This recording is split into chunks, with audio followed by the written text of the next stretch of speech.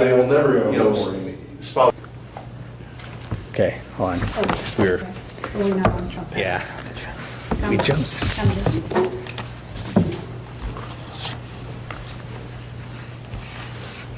So this is the foundation portion of our board meeting where we get to recognize staff, students, community members for excellent work. And tonight I have the opportunity to highlight 3 GIS teachers that were honored with awards at the Granville School Staff Convocation on August 17th. Carrie Wyman, 6th grade teacher, science teacher, received the Transcendia Incorporated Excellence in Educational Work, and Granville Education Foundation presented the Jody Van Tyne Award to 2 teachers this year, Amanda Tucker from the art department and Janae Giovanelli, our gifted English language arts teacher. So I'd invite Janae and Carrie up to receive their award.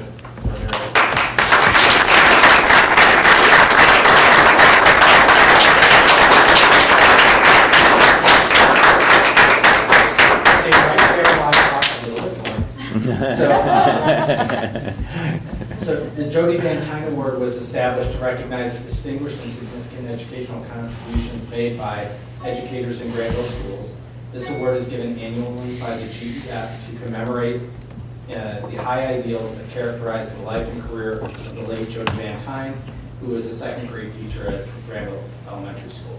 Amanda was nominated by a parent of a shy and anxious student who bloomed through the opportunities and experiences created for her in the art room. And Janae was nominated by a parent who saw their student benefit from her rich and varied project-based learning approach to curriculum. And Ms. Swank was nominated by her building principal for her work in the area of science education. And obviously, they are a small sampling of the quality teachers that we have in Granville schools, but they are very mighty. So thank you very much for all that you do. We can't thank you enough for the support that you give our students. So congratulations.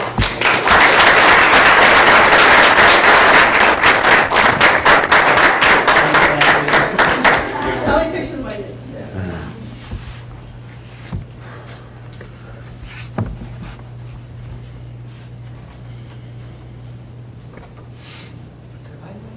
Excellent. Congratulations. Okay, next I'd invite Ethan Shaw, body president, up to the podium to give you an update on what's going on at GHS. Yeah. Hi, everyone. As Mr. Brown just said, I'm Ethan Shaw. I'm the student body here at GHS, and I'm just going to give an update on what's going on. So last week, this weekend, homecoming happened. I'd say it was a success, as Conrad Joe was not played once on the dance. So the music was drastically improved from last year. But on to more general terms, GHS athletics are doing phenomenal this year. The field hockey team, the volleyball team, and the boys soccer team are all currently undefeated, I believe, with every other sports team having only like 1 loss. So it's a really solid year so far for fall athletics.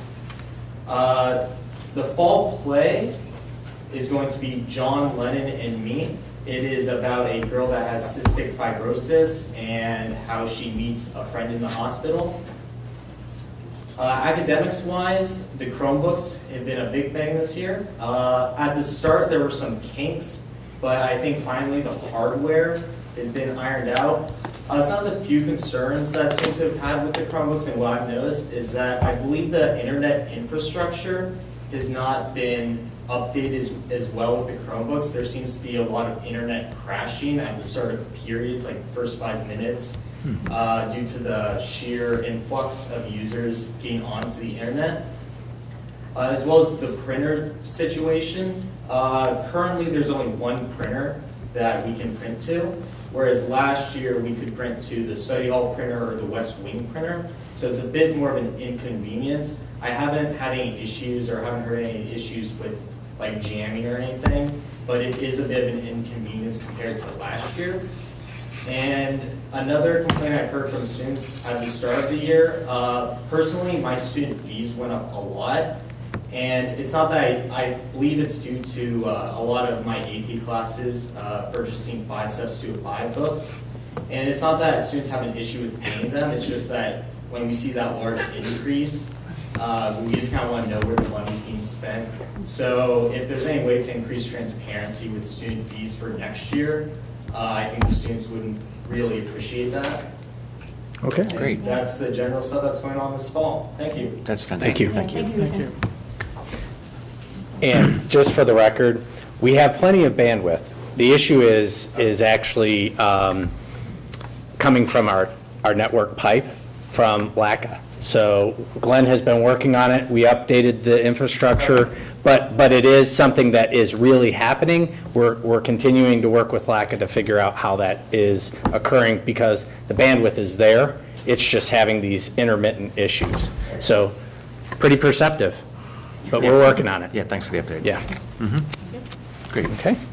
Now, I would encourage everyone to stay, but we are going to get into our staff reports, and if you have to go, yeah, 3 teachers and students who have homework. Yeah. Brian, did I leave my pen up there? Oh,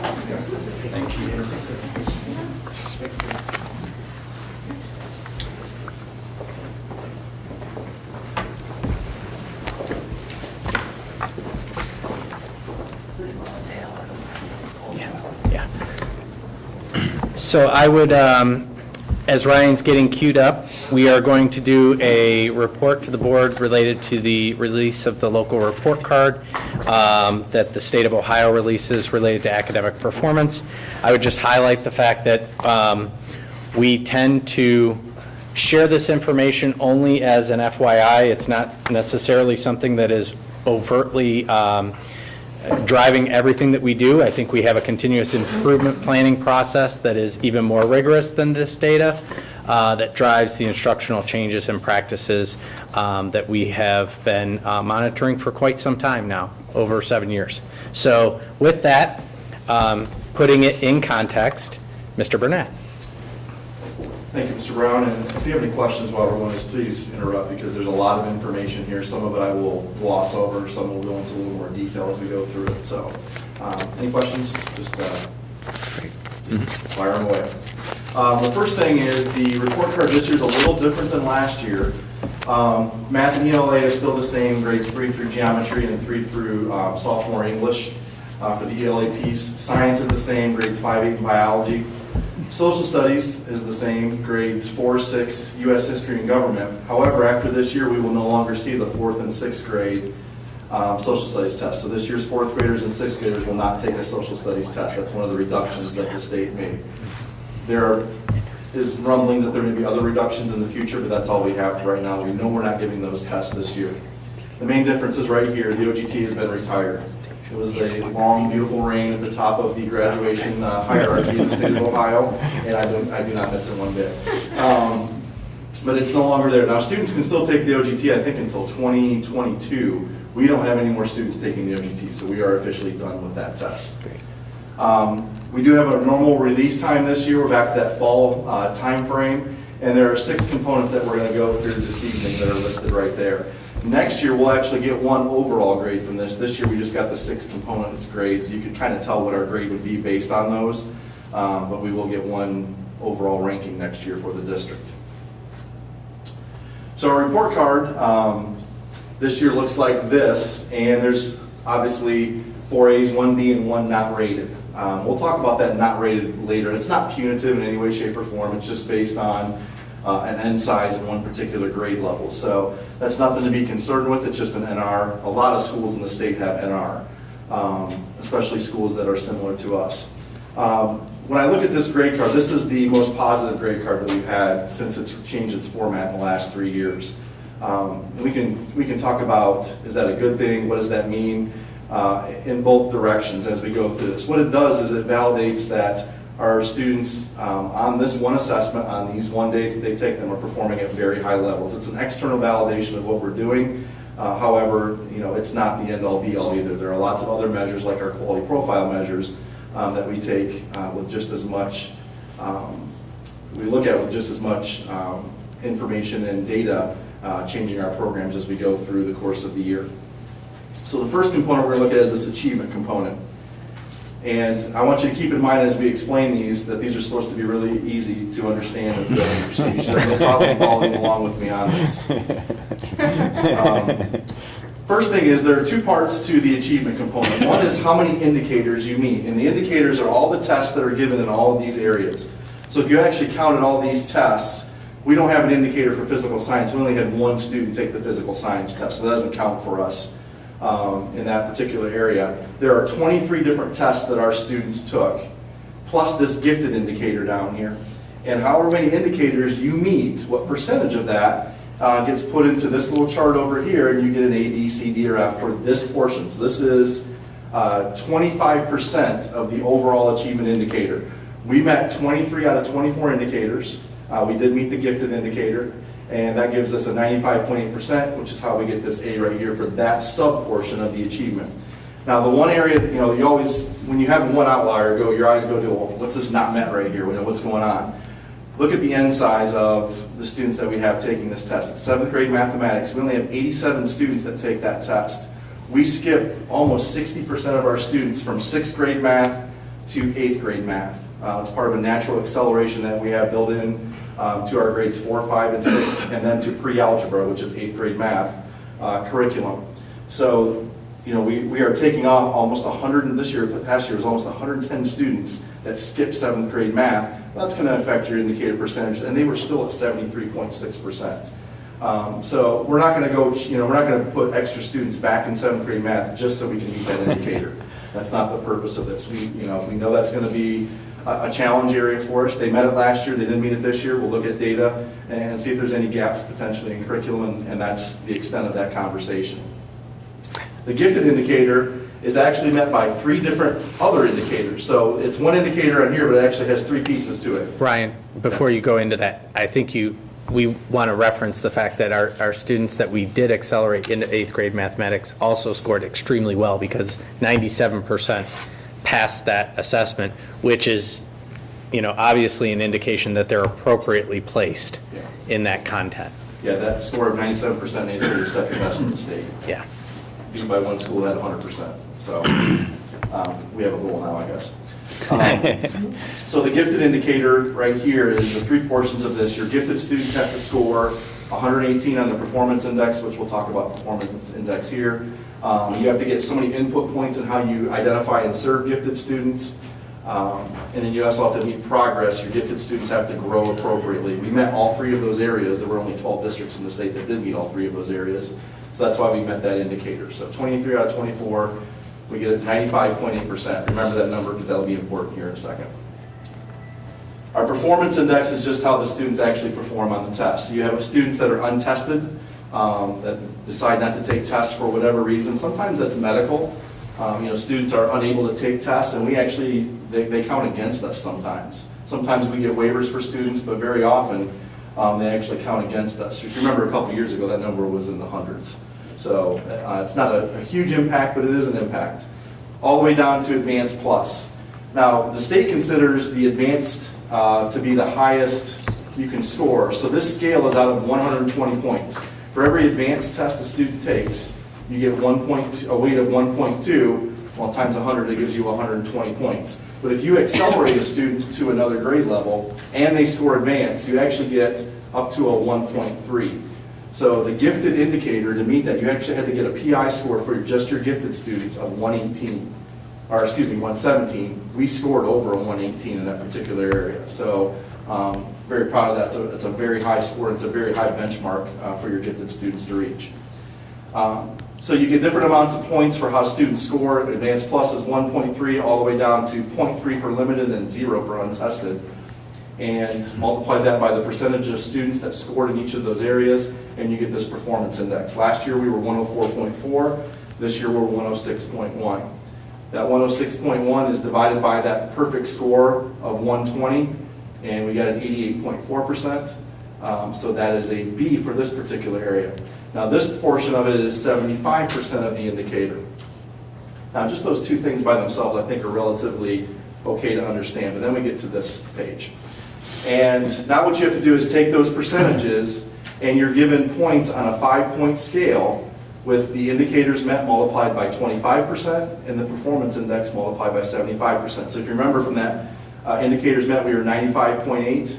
That gives us 4.75 points. If you read that real closely, it's like 95 to 97.4.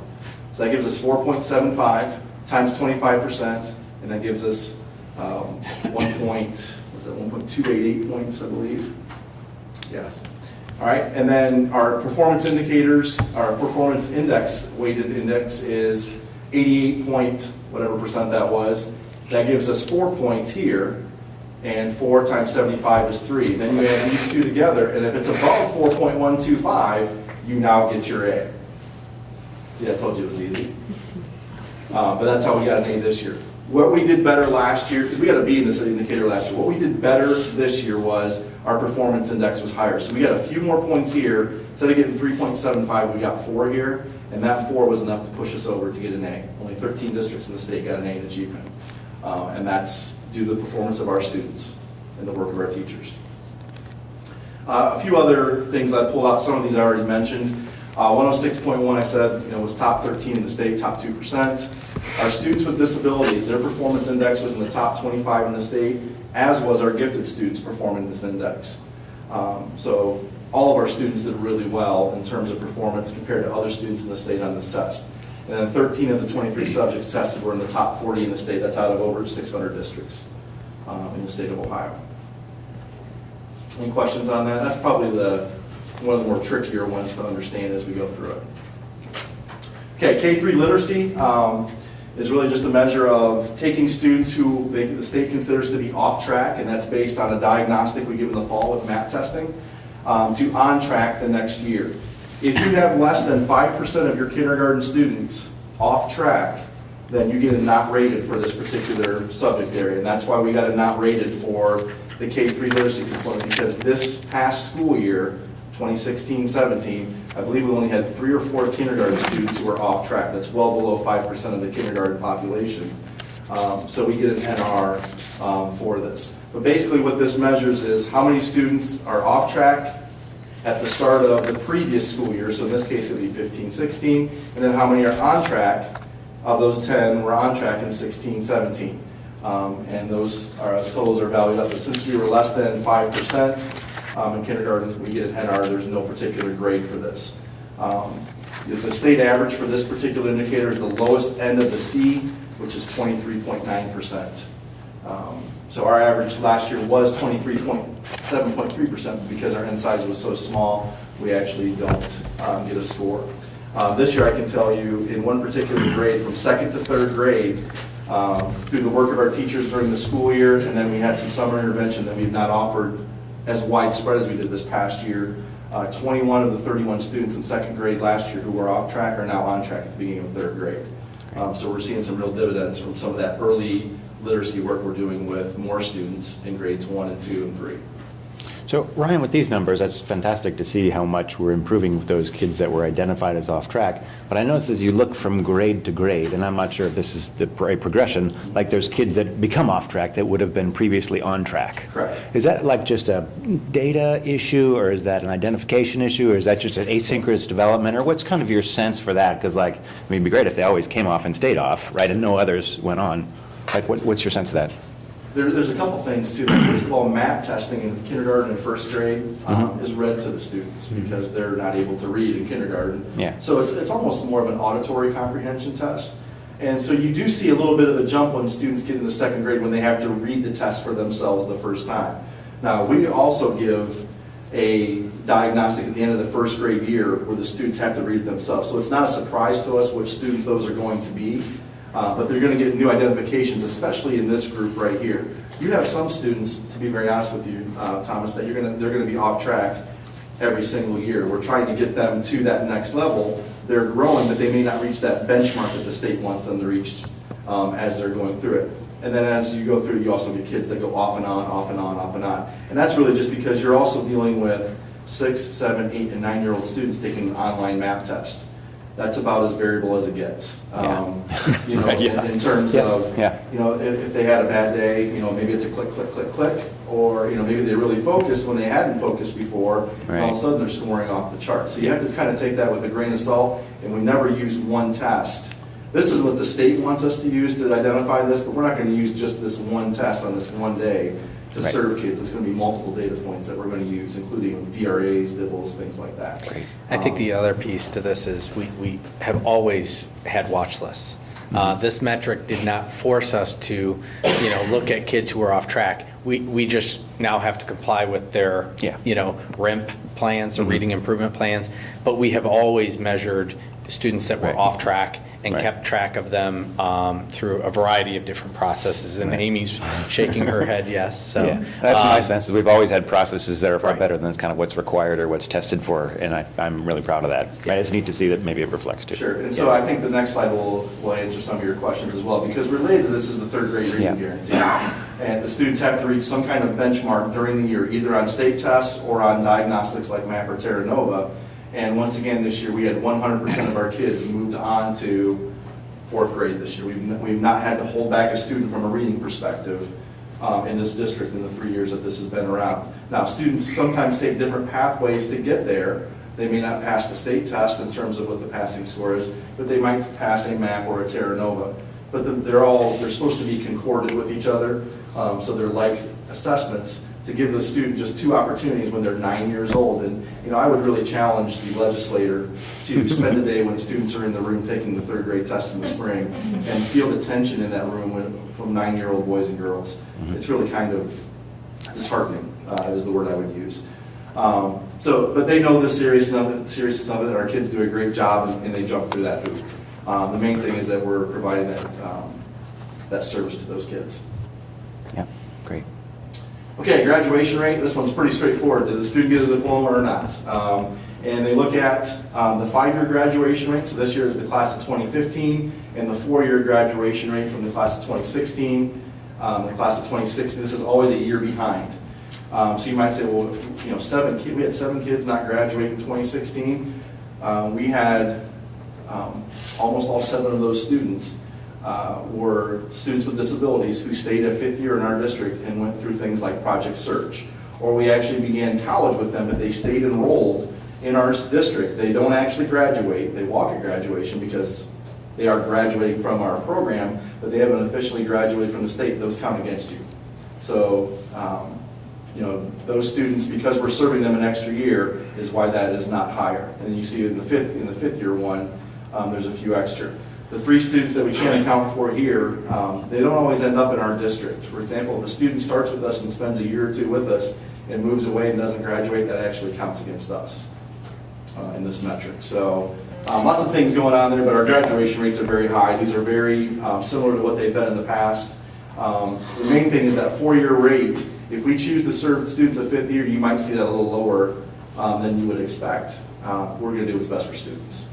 I think that's a great point, and the board needs to recognize that that's actually in federal legislation, and the ESSA plan that the state just submitted had to include this component with no ability to carve out students with special needs, which we advocated against, and we'll probably do some type of federal advocacy around this issue because it really doesn't make any sense. And what I think could unfortunately happen is students not be provided opportunities because it might make a district look bad. We don't have to worry about that. I just worry about the broader picture. Okay, the gap closing component. I would say this one's a close second or maybe tied for first in terms of ability and ease to understand. But basically what you're looking at is subgroups here. Any subgroup with an N size of more than 30, you get a grade for in this, and it's all based on 100 points. So we'll look at English language arts proficiency first. First of all, you're going to notice we have 5 subgroups. We have all students, which we have 1,282 that took tests, 68 economically disadvantaged students, 41 multiracial students, 1,185 white students, and 145 IEP students. These other ones are listed here, but they're not subgroups because they're not over 30. That will change in the future. That number will get smaller and smaller due to ESSA over the next 5 years as that rolls out. But right now, it's at 30. Then the state sets a benchmark for each subgroup has to pass, 77.1% of the students have to pass the ELA test. This is for grades 4 through 8. And so, like, for example, all students, we had 84.5% pass. Since that's greater than 77.1, voila, we get 100 points. So that's an easy one to understand. If you look at economically disadvantaged students, we did not get 77.1, we got 64.7. But over here, you'll notice that we got 51.6 points. And the reason for that is we improved 6.4% compared to last year. And since that's half of the gap that was present, we get half of the points basically, or 51.6. So you can also get points, partial points for improvement on this. For our multiracial students, actually I'm going to come back to that one and save that one for last. For our white students, 85.1, so we met that, we get 100%, 100 points. And then for our IEP students, 47.6 is below 77.1. However, we improved by 5.9%. So since that's about 20% of this gap, we got 20 points for that particular area. Now the multiracial one's really hard to explain. I hope I do it justice. You'll notice that we didn't meet the indicator, but we got 100 points. And I actually had to look at this twice when we first got the results back. Because we grew 2.9% points compared to last year's results, and our gap is only 1.5, so in other words, we improved more than the gap there was between passing and not, we get the full 100 points, because the theory behind that is if you have one more year of that, you've now closed the gap. They've met that particular target. So you add up these points and divide it by the 500 total to get 74.3%. With mathematics, again, we have the same groups. Just a quick question. Is Yeah. it a gap from all students? I mean, what's the gap that's being measured? The gap from To 77. the 47.6 to the 77.1. Oh, the goal. Yes, The gap to the goal. The gap to the Sorry. goal. So it's because we improved 5.9% to this 29.5% gap, that's why you get 20%. So the theory behind that is you do that 5 years, you'll meet the gap to get to that point. From a math perspective, we passed 4 areas. The math goal is a little bit lower at 72%. IEP students was at 60%, but because we improved 0.9, 0.9 is 8% of 11.2. That's why we got 8 points. So divide 408 by 500, and you get 81.6. And the final area in gap closing is the graduation piece. Now these end sizes are small because it's only one class, and you only have 2 different subgroups, all students and white students. So we got 200 out of 200 for 100. Now what you do at the end of this is you take all 3 of those percentages, add them up, and divide by 3 to get an 85.3, and that's how we ended up with a B. So the difference between this getting a C last year and a B this year was that one group, the multiracial ELA group, where we got an extra 100 points because our gap was smaller than our improvement. 63% of the state schools got a D or F in gap closing. It's a very rigorous measure in terms of your subgroups. And as that N size gets smaller, it'll be even more difficult to reach. The N size will get smaller, and the goal will go above 80%, which is what is expected for a typical student to perform. So that will move above 77% and 71%. Okay, prepared for success. We can all define success in our own ways. The state chooses to define success by a student being remediation free in the ACT or SAT, and there are certain scores on the ACT. It's a 22 in math, 21 reading, 18 in English. That's most of our students, all of our students take the ACT now that are juniors. Or they can get an honors diploma, or they can get an industry credential. This is actually a 2-year measure, so this is the class of 15 and 16 put together. So out of those 2 classes, we had 308 students that either were ACT or SAT remediation free, earned an honors diploma, or earned an industry credential. Then out of those 308, you get bonus points if they get a 3 on an AP test, or if they would pass an IB test, which we don't offer, or they get 3 college credits before they leave high school. So out of that 308, 197 got an extra 0.3 bonus points for those. So you just multiply these 2 numbers across by their point value, add them together, and divide by the total number of students. We had 408 students in those 2 years, and we get 90%. And that is the cutoff for an A. We just barely made that indicator. Only 12 schools in the state made that indicator.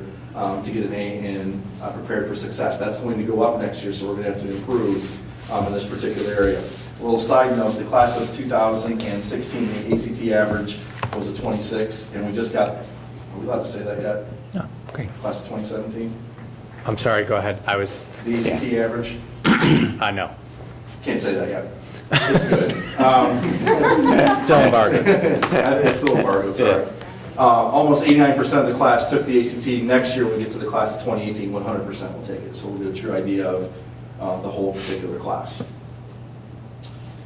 And then finally, the progress component is how do you get your students from point A to point B based on their previous performance. You'll see all the subjects listed here. I know it's kind of hard to see, but every grade level and every subject. Green means they experienced above expected growth. Kind of a yellowish gold color means they received expected growth, and red is below expected growth. And you see a lot of green when you look at our charts, and that's because we were above expected growth. The way they calculate this is how much the average growth per student was above, and then divided by the standard error. We were over 21 standard error measurements above expected performance for the average student, and that put us at 9th highest in the state. Our students with disabilities had the 2nd highest growth rate in the state, and our gifted students had 9th highest in the state as well. So however you want to measure any of this, what this tells us, our students achieved at a high level and they grew at a high level. That's really hard to do. And I think that's where you say great job by the students, the parents, and obviously the teachers and the administrators working in the buildings to make sure that happens. We got A for all these different areas: students with disabilities, gifted, all students, and then students in the lowest 20% of achievement, which is lowest 20% in the state, not lowest 20% in Granville. That's a very small N size for us. And that is our state report card for this year: 4 A's, 1 B, and 1 NR. I'll take any questions that you have after that lengthy presentation. So I don't recall the exact numbers and letters from last year and so forth, but it seems like this is an improvement. Is that attributable to anything? Is it just kind of more experience with the tests, or what's your sense about what's moving us in this direction? Because I don't think it's been like our primary focus, like we said. Where is this headed? Okay, maybe so. I think Right. we focused on just good instruction in the classroom. Yeah, yep. Project-based learning takes kids to new levels. I know teachers tried some of those things, maybe just in small pieces last year. But you attribute that to what's going on in the classroom with the staff. That's where the power of this is measured from. And our staff does a great job of looking at what are the standards, but they also do, I think, an even better job of where are my students at? How do I take them to the next level? Because it's not just this group of students is growing or this group of students is growing. All students are growing. When we're talking about measurements in the top 10 out of 600 districts in the state. Now, we can talk about how valid those measures are, but when you get those year after year after year after year, it tells you they're doing something right. And it's because they care about each individual kid and getting them from point A to point B. And that's where the power of that is. Cool. That's great. Any other questions for Ryan? Phenomenal results. Yep. Yeah. Outstanding. In the near future, you will also get a presentation on the quality profile, just some of the things that we highlighted that go beyond just academics. I think one of the great aspects of this Board of Education is that you have always prioritized a well-rounded education. And so we try and highlight some of the student leadership activities, learning activities, partnerships that are formed, support organizations, and all of the extracurricular activities that we provide that really, I think, give kids an opportunity to find their passion and purpose, which is part of learning for life. So that kind of complements this data. That's external validation. The quality profile is our internal way of saying, hey, our kids do a great job, and so do our staff and parents and community. So. All right, Mr. Bernath, you got that queued up. Now I'm going to give you the riveting Oh my. policy update from OSBA. I can, that's fine, it's not gonna bother me. Hit that little arrow to the right, that whole right side will go away, it'll get bigger.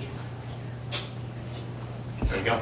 All right, so 99% of what I'm going to go through is part of the budget bill that was passed this summer, House Bill 49. Now, you think, why would a budget bill have a bunch of educational policy changes?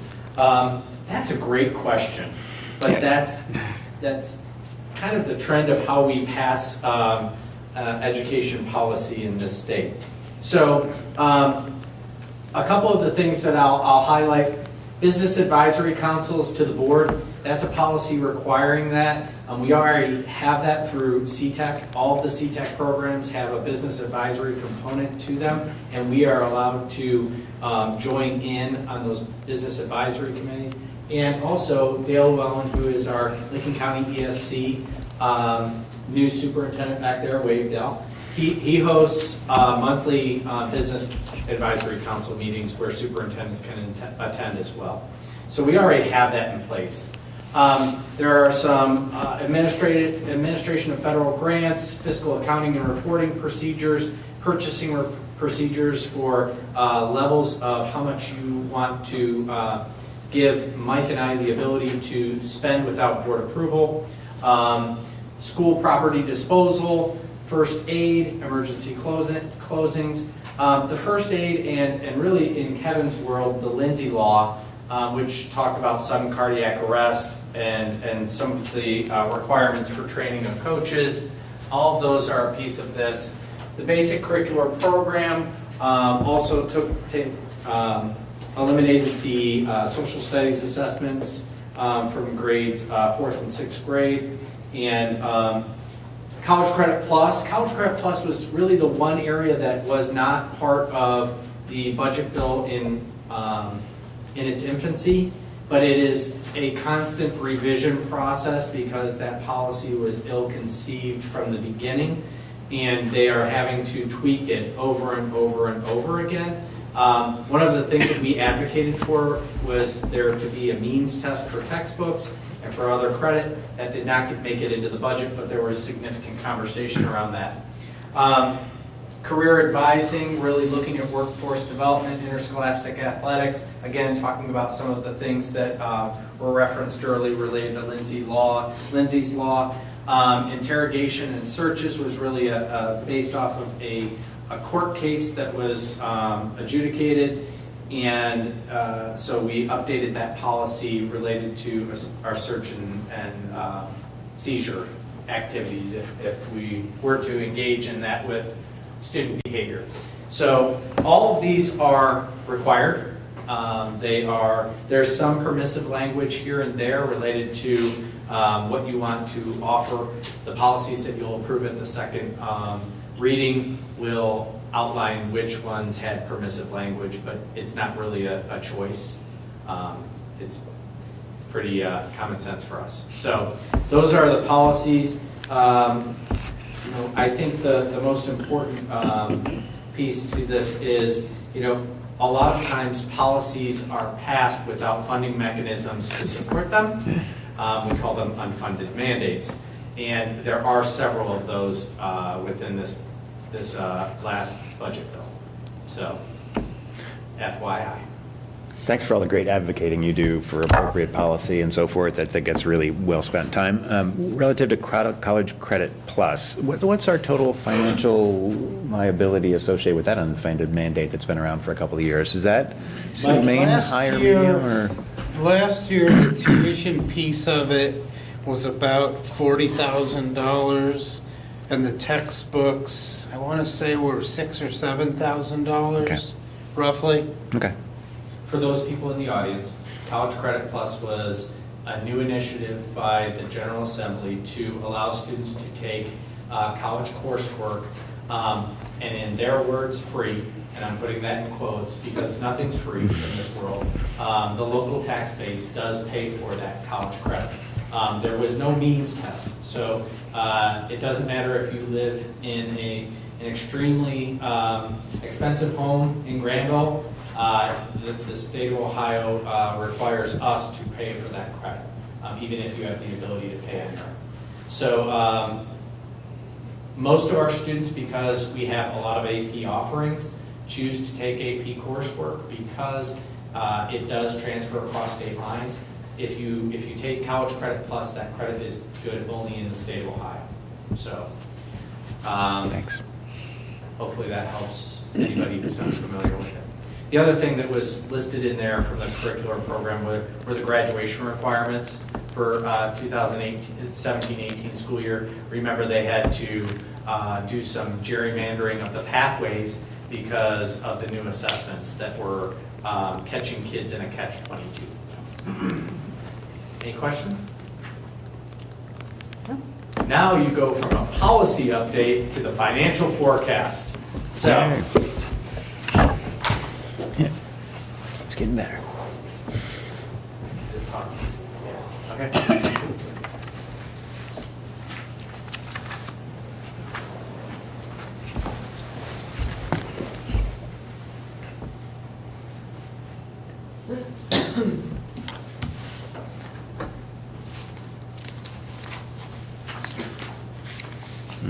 Give it a second. There we go.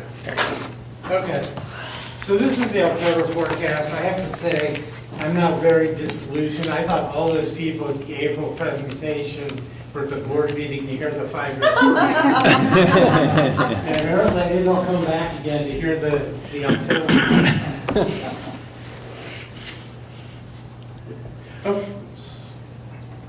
it's acting very slowly.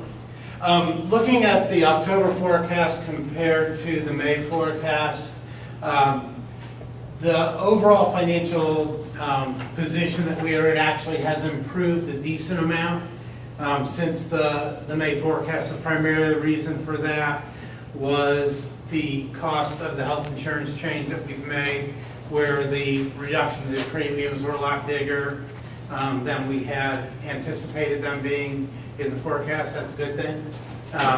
And so you'll see that our overall cash position, if you look at the 19-20 school year, we do now expect to be a little over $1 million of cash. But really the key item of the forecast that has not changed since the May forecast, you see the right arrow up there, and that is our revenues relative to our expenditures. We are taking in more than we are spending more than we are taking in. That began with last school year as our levy cycle reached its peak, and we're now on the downward side of the levy cycle. And you will see that growing. It stays stable for a couple of years and then begins growing again. The stable, especially in 19 over 18, is a combination of the health insurance change and this 18 is the last year that we have to pay on the old Household 264 note. And so that expenditure goes off, and the combination of those keeps us kind of flat in 19, but then in 20 it starts reaccelerating as our expenditures again grow faster than our revenues do. As Mike's forwarding that slide, I think I'd also like to highlight the fact that the insurance change that he's referencing was a part of a joint conversation that takes place yearly with the GEA and the insurance committee. And I want to recognize the fact that the GEA really partnered with us in looking at our escalating costs and trying to do something different to bend that trajectory. So kudos to the GEA for recognizing the position of rising costs in insurance. If we take a look at the current year's budget and what has changed, on the revenue side, you see our property taxes are a little bit higher than we were anticipating. That is because the reappraisal that we're going through in 2017, the growth rates, especially in residential property, are greater than we were assuming they would be back in May. And that's leading to about $100,000 extra that we're getting in real property taxes. Unfortunately, almost exactly offsetting that are the changes from the state budget from what we were anticipating in May. Remember, in May, the budget at that point was still in the Senate. We had some ideas what it was going to be, didn't know for sure. But the transportation changes that they made, which I'll talk about a little bit later, and the per pupil based cost cuts that they made are costing us, I say, pretty much what we gained in property taxes above where we had been in May. None of the other line items on the revenue side have changed very much since the May forecast. On the expenditure side, again, most everything is about where we expected. You see the pretty big drop in the health insurance side of it, and that was, again, the renewal based on the new structure of the health insurance. And again, all the other line items are not really statistically different from what they were when we talked back in May. Enrollment, where we are right now, big item. The kindergarten class this year is actually not quite as big as I had been anticipating. We thought it would be somewhere around 170. It is just 158, which is still almost 20 kids higher than it was last year, just not quite as far ahead as we thought. And really the other item this year is the net mobility is down a little bit from where it has been the last couple of years. If you look at the 2018 column to see where we are right now in enrollment compared to last year, and right now we are down 3 kids from where we were last year.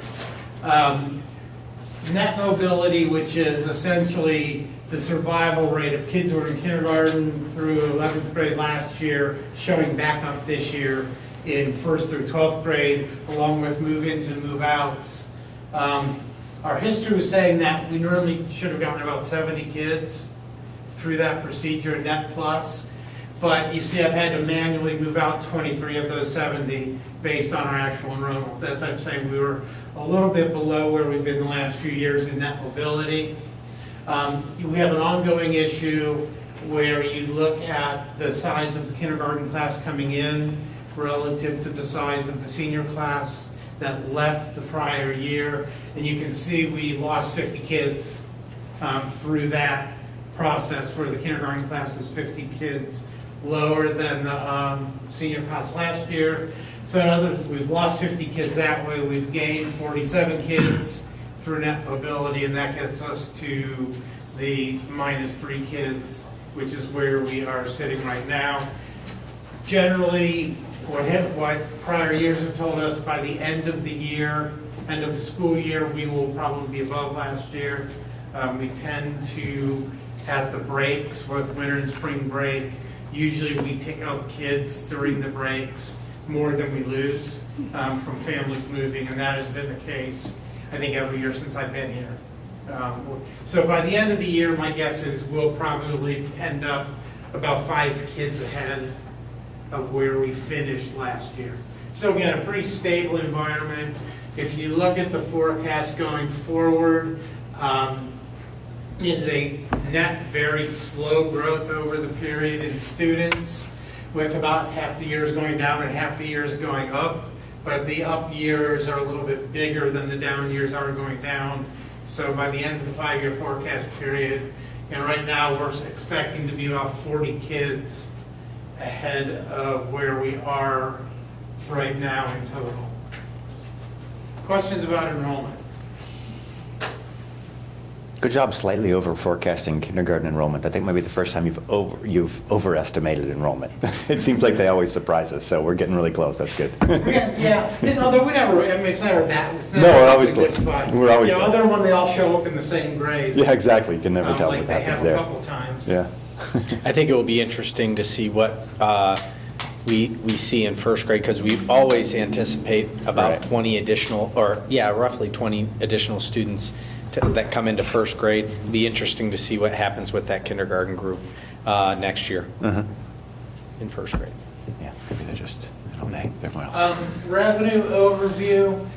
If we take a look at the prior 5 years and then what we're expecting right now, in the prior 5-year period, really what's overall, we had about 4.4% growth in our operating revenues. Biggest chunk of that is the real estate, which is about 65% of our revenue, went up about 4.5%, about the same as the average as a whole. And again, that is primarily driven by the levy that was passed in 2013. That's driving most of that growth. You see the public utility is quite a bit bigger than than the, just explained by the levy. And that was, remember, the 1 year we had a 32% increase in our values. So that drove that. State funding grew at about the same rate as property tax did. The restricted aid, a lot of that was because we don't get much. First of all, it's 127% of a very small number. That growth, that annual growth rate is a very small number. Most of that was a combination of the state funding more catastrophic costs than they funded before. And that's really the biggest piece of this for us, is catastrophic, plus the tech ed classes that we added last year that we get as additional weighted funding for. The property tax allocation actually dropped over the period. That is primarily because the last 5 years included the phase out of the tangible personal property tax reimbursements. The last 2 or 3 years of that phase out were in the first couple of years of the last 5-year period. And so that's causing the negative number in there. The big jump in all other operating revenues is primarily because we started doing the all-day kindergarten with tuition. And so that was really driving all that growth, or the tuition revenues from our kindergarten offerings. If you look over what we're projecting going forward, real estate taxes at about 1 2/3% per year. Biggest jump is obviously in 19 after, where we get most of the impact of the reappraisal from this time. A little bit kick good in 21 after the triennial update in 20.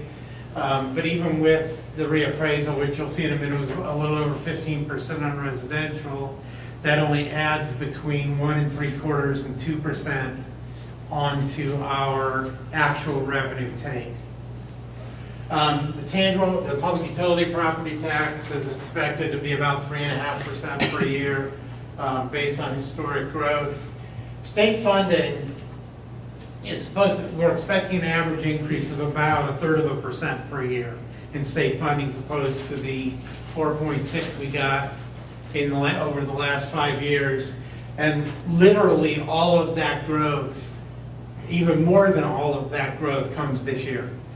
We are getting a bump this year. You see, we are expected to fall next year because of the transportation change that was made. And then I'm anticipating beginning in 2020 that we are going to be on the funding guarantee, which keeps the revenues essentially flat over the last 3 years of the forecast period.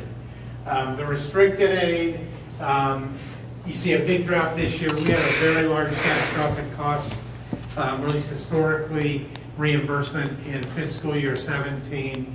18 is not anticipating quite as big of a reimbursement. And so that's why the big drop in 17. Now, after that, it's pretty stable between 1 and 2%.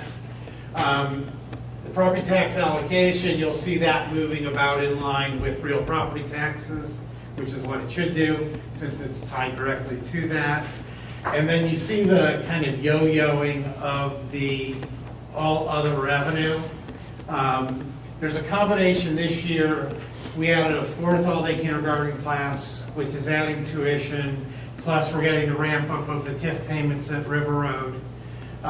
We are anticipating, because we're expecting a much smaller kindergarten class next year, I am anticipating only having enough kids for 3 all-day classes next year, which is why you have the drop in all the other all operating revenue, and then going back to 4 classes again in the 1920 school year as our kindergarten enrollment picks up again, and so you get the bump up again. And so that's why you're getting the yo-yo effect in other operating revenue. On the revenue side, I know this graph is a little bit busy. The blue area at the bottom is really the important part. We're anticipating from the state getting about $6.36 million this year in total state aid. By 2022, we're expecting to get $6.33 million. So after the jump this year, we're expecting to actually lose about $28,000 of revenue per year by the time we get out to the end of the 5-year forecast period. The big items, you see the black circle, that starts a couple down on the left. You see our transportation aid. Last year was almost $600,000.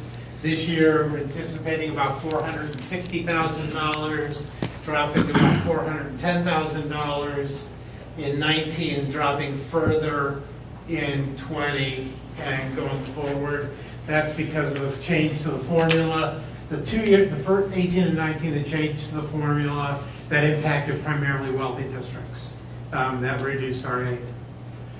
The core per pupil funding amounts this year, the top red circle, 60-10 and 60-20 is going up $10 per pupil.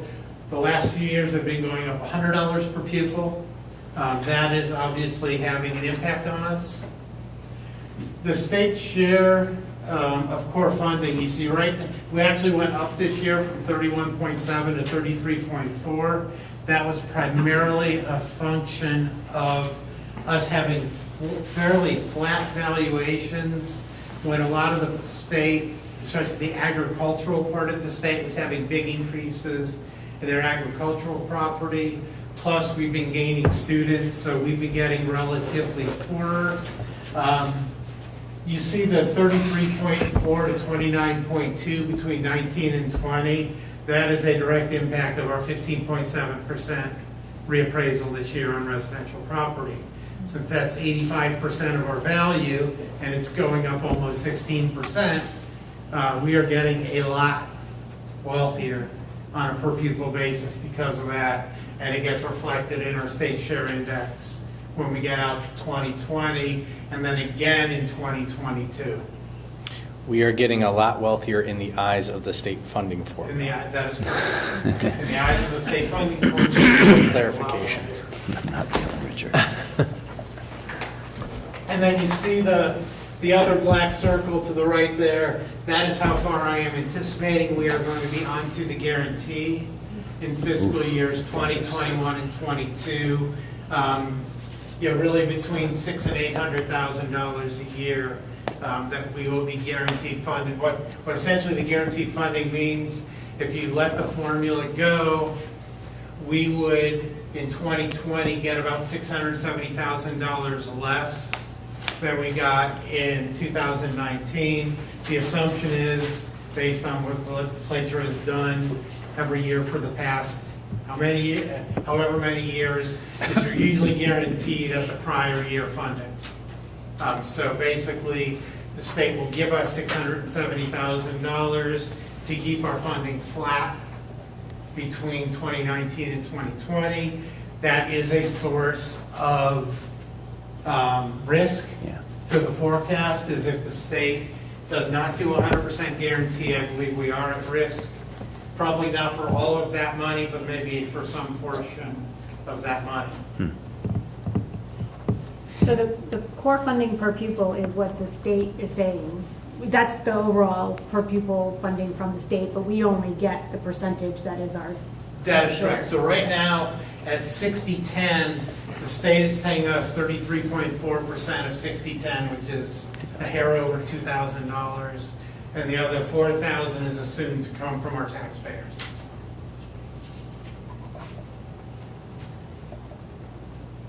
The 2017 reappraisal, if you take a look where the blue arrow is this year, we're expecting our ag values to go down by about 6%, but our ag values are only about 5 or 6% of our total value.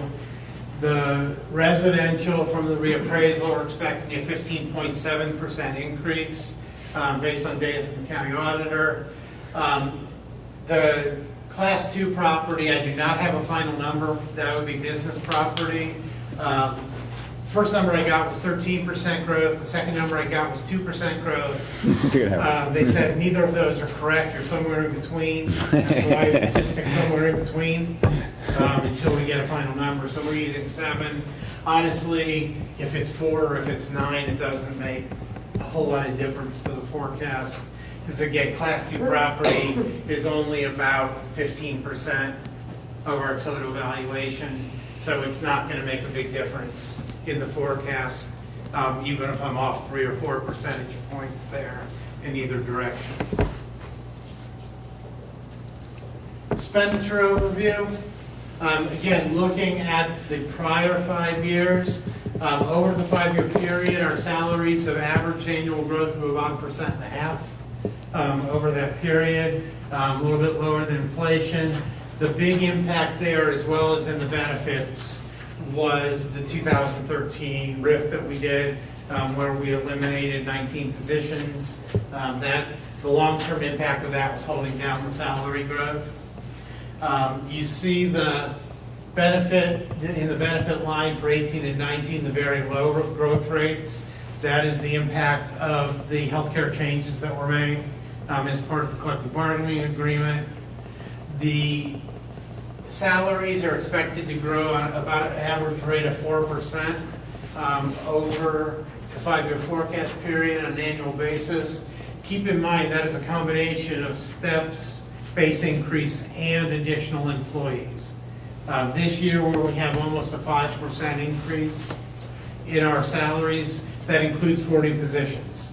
The 2 global scholars, global studies positions at the elementary school, an additional kindergarten teacher because of our increase of enrollment, and a 4th grade teacher to meet enrollment needs as well. So, yeah, you have both of those going in, and we also are anticipating, based on enrollment, adding a position in both the 1920 and 2021 school years, which is why those growth rates are a little bit higher than the other years. On the benefit side, for health insurance, what we do know what the change is going to be on January 1st of 18, which, again, depending on which plan our employees take, there's a choice of 2 high deductible plans. The lower of the 2 plans has a 12.8% reduction of premium from this year. The higher of the 2 plans has a 26% reduction in premium. Both plans, for our renewal 1/1/19, we are guaranteed a renewal that's no higher than 10%. It can be lower than 10%, it cannot be higher. And then the out years, I am still forecasting a 12% increase, which is kind of the high end of trend nationally right now. The hope is that with the switch in the insurance and a lot of the education and the incentives built into it, that we don't see that high growth rates in the out years. Like the previous five-year annual change, Yeah. you noted includes the impact of the 2013 RIF, which would reduce that number. Separate out the 2013 RIF, what was the average annual increase?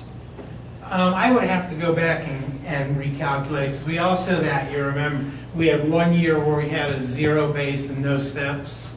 And so there was 1 0 in there that way, and a second year where there was a 1% base and a step. I would guess that it's going to be maybe 1% higher than that, but I would have to go back and actually do the calculation of that. Okay.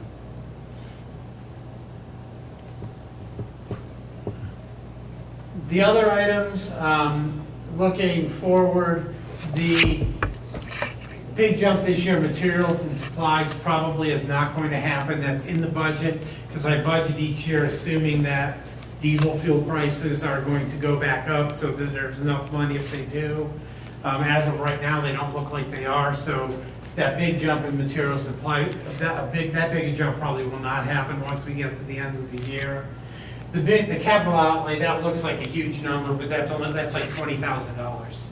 And that's just the timing of some stuff from last year falling into this year. Because you see the negative number over the 5-year average, and so that percentage gets way out of hand. You see the big jump and then decrease in the debt line. This year is the first year we'll be making payments on the lease purchase that we did to do the energy conservation project. But it's also the last year, as I said before, the House Bill 264, and so you get that big drop next year of the payments for the House Bill 264 falling back off. Questions on, any other questions on the expenditures? I think the question about the salary is an interesting one, and it might be worth a little bit more evaluation there to understand kind of salary motion in general relative to, to subtracting out the RIF and the adds of headcount and so forth, to try and figure that out, and also just really understand how the changeover to a younger staff has helped, or what impact that has had. To kind of put those numbers with a couple other qualifiers to help us put our minds around historical and current trends. The change in the staff is actually an interesting dynamic, because we had the series of retirements because of the STRS changes and those taking effect. You get a quick drop because you're replacing more experienced teachers with Right. newer teachers. But then the cost of steps go up because the steps are Higher more for heavily younger, weighted right. in the first 12 years of the salary schedule. mhm. So the steps go up. As teachers start hitting years 12 and 13, the value of the steps go down. Right. And so we had a run up of the cost of steps, and now we're actually Yeah. turned the corner. Now our cost of steps is going down because we're having big chunks of teachers over the next 3 or 4 years hitting the point in the salary schedule that the steps go from being 2 or 3% to more like 0.5 to 1%. Right. And so it slows down. So there is a dynamic kind of in both directions from year to year there. But I'll go ahead and take a look at it. Might be interesting to see. Thanks. Summary of the labor agreement that was reached back in the spring. The base salary increases are 2.2 and 2.25 for the 3 years. The big change is the health insurance, where we have switched from a traditional PPO to the two, as I said, the 2-tier high deductible health care with health savings accounts. We are making contributions into the health savings accounts. Again, the amounts vary depending on which plan and whether it's certified or classified employees. And then there is a cost sharing that takes place beginning with the renewals in 1119 and 1120, where the share can be as high as 50% of the cost is absorbed by us and by the employee share. And the way we're implementing the employee share of it is through reduction in our contribution to the HSA. And so I think, again, as Jeff said, I think working with the association, I think we have something that's much more sustainable from a budgetary standpoint, that hopefully will do a better job of controlling our costs in what's obviously a very uncertain healthcare market right now. That's really the end of the forecast part of the presentation. What I want to talk about, spend the last few slides talking about, is kind of the forecast and the levy needs, and then a little bit of discussion about the levy options that we're looking at leading into the board discussion that we'll have on the topic here in a little bit. As I said, the overall financial outlook has improved since the May forecast, but not really enough to change the timing or really that much the magnitude of what we need levy-wise. The state budget cuts have hurt us in the long run. It's in 1 year, it's enough to, we can absorb it, but those changes that the state made are really costing us about $1 million aggregate over the 5-year forecast. And so that really has an impact on where we would have otherwise have been. We are, as I said, we are anticipating a new levy during the 5-year forecast period, and our cash balances are expected to approach zero by the 2021 school year.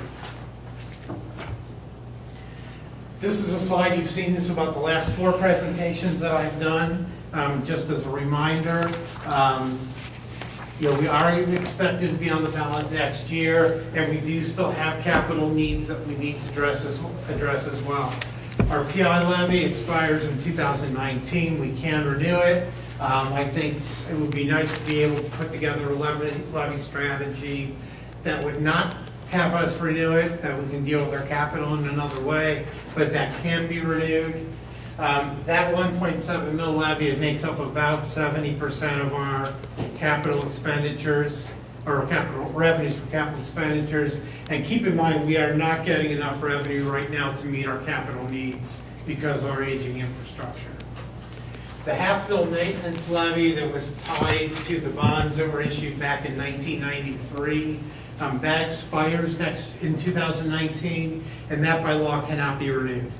And that provides about 15% of our capital budget. The bond millage rate that we have right now, because of the bond refunding we did in late 2015, we are expecting to be able to reduce the millage there by probably a little under a half a mil, somewhere in the half mil range in 2019. And then the bottom point, the special assessments for the Newark Granville Community Authority, primarily park trails. That again is about 15% of our capital budget, which is what we're required to use it on. Those special assessments start phasing out in 2021. Those are 20-year assessments from when the homes were first occupied. They were first occupied in 2001, and so we are starting to come up on the 20-year mark. And about 85% of that revenue will go away in the first 5 years from starting in 2021. So again, just by itself with what we have here, we're facing a 30% drop in our PI money over the next 7 or 8 years. Some of it more immediate than others. And as I said, we really don't have enough money now to meet our infrastructure needs. So, we've been looking at an earned income tax as well as a property tax, with the idea being to be able to do enough, whether we do an earned income tax or whether we do a new property tax levy, to do it at a high enough level to allow the PI levy to expire, along with the half mil levy that has to expire, and with the bond millage drop, to allow our property tax rates to drop by about 2.25 mils, and then take about 2.75 mils of our current inside millage that's being used for operating and move that over to permanent improvement. And that will give us an influx of money. It will also, because it's all inside millage, will let us get growth on that part of the millage going forward. And that's really an area of the budget that we need the most growth for, because that's an area, we have increasing needs and we have little control over the costs other than by not doing maintenance. It's 3 years from now, it's going to cost more to pave a parking lot than it's going to cost to pave a parking lot today because of inflation. And there's no control we have over that. We have to do it. Chillos are going to cost more, boilers are going to cost more, roofs are going to cost more. So to give us an opportunity to get a growing PI source is going to help us offset some of those inflationary pressures. Mike, in that case, we're taking operating millage and moving it to the permanent improvement budget. What flexibility or limits are there on that, and how can we shift existing levy revenue like that? What are the constraints on that? There actually are no constraints on it. Either way? There's a procedure that's set out in the law for that the board has to follow to do it.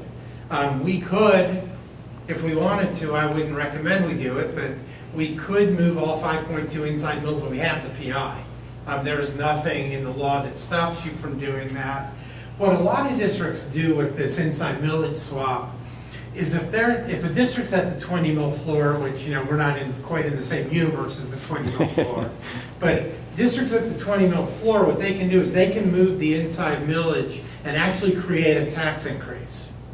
Because since the operating millage can't fall below 20, and the inside millage counts towards the 20, by moving the inside millage, they still have the inside millage and they still have 20. But since we're not at the floor, that will not be the case here. Here, it's a revenue neutral move. But we have the authority to move as much inside millage as we want. And there are districts in the state that have moved 100% of their inside millage to either bond or PI, primarily PI. But mostly it's been to take advantage of the 20 mil Right. floor. We're doing it really to meet our, as a strategy, a long-term strategy to meet our capital needs. Right. But But remember, it's not- once it's in PI, it can only be used for capital purposes. Right. It cannot be used for operating. And it can't switch, but you can't move back. It can, yeah, you can reverse it back through a similar procedure like you used to move it in the Okay. first place. Yes, I mean, you Yeah. could at some point decide we'd like to mill this back in the operating Mhm. and go through a process where you move a mill back, and Right. yes, you can do that. It's Okay. not a once you do it, you can never Mhm. undo it. Because we talk in the district about different budgets for operating and permanent improvement, but in reality, from the taxpayer's perspective, right, it's all coming from the same place to some extent. So it's nice to know that there's that level of flexibility. I'm not sure how or when we would ever use it, but it's good to understand that better. Yeah, okay. Okay, so why an earned income tax? What is it about the demographics of Granville that make an earned income tax a viable alternative and possibly, a potentially attractive alternative? What I was able to do is I was able to get some data from the Department of Taxation where they matched home addresses with incomes. They can't give me every single one, but they gave me some aggregate data that I asked for. And some of the information I found out of that, this was done based on state tax returns filed April 15, 2015, is the interesting things I found is one was looking at senior citizens and senior-owned homes. And the process we used with the Department of Taxation, they were able to match about 73% of our homes to income tax returns, which is essentially becomes a pretty darn good sample when you've got 73%. Of the ones that were matched, 26% of the parcels that were matched, so over 1 in 4, the taxpayer in their state income tax return claimed a senior citizen credit, meaning at least one of the household members, if it was a joint return, at least one of the spouses was age 65 or over. That's a pretty high percentage. And the other thing that you notice, and this shouldn't be a great surprise, but when you look at the household income ranges, for those homeowners who have household incomes below $30,000, over 50% of those are seniors. And for those between 30 and 50, it's just about 50%. So it's very, our seniors are very heavily concentrated in the lower incomes. Again, it shouldn't come as a great surprise. And that percentage does decline as the income goes up. Again, probably not a huge surprise as we're looking at that. So that's really one of the things. The thing with earned income tax is it primarily does not affect seniors. It does not, earned income tax does not tax pensions, it does not tax interest and dividends, it does not tax capital gains, which, for most seniors are the primary sources of income, along with Social Security, which is also not taxed under this. So that's one of the issues here that we're looking at. About what percentage of our citizens or voting citizens are seniors?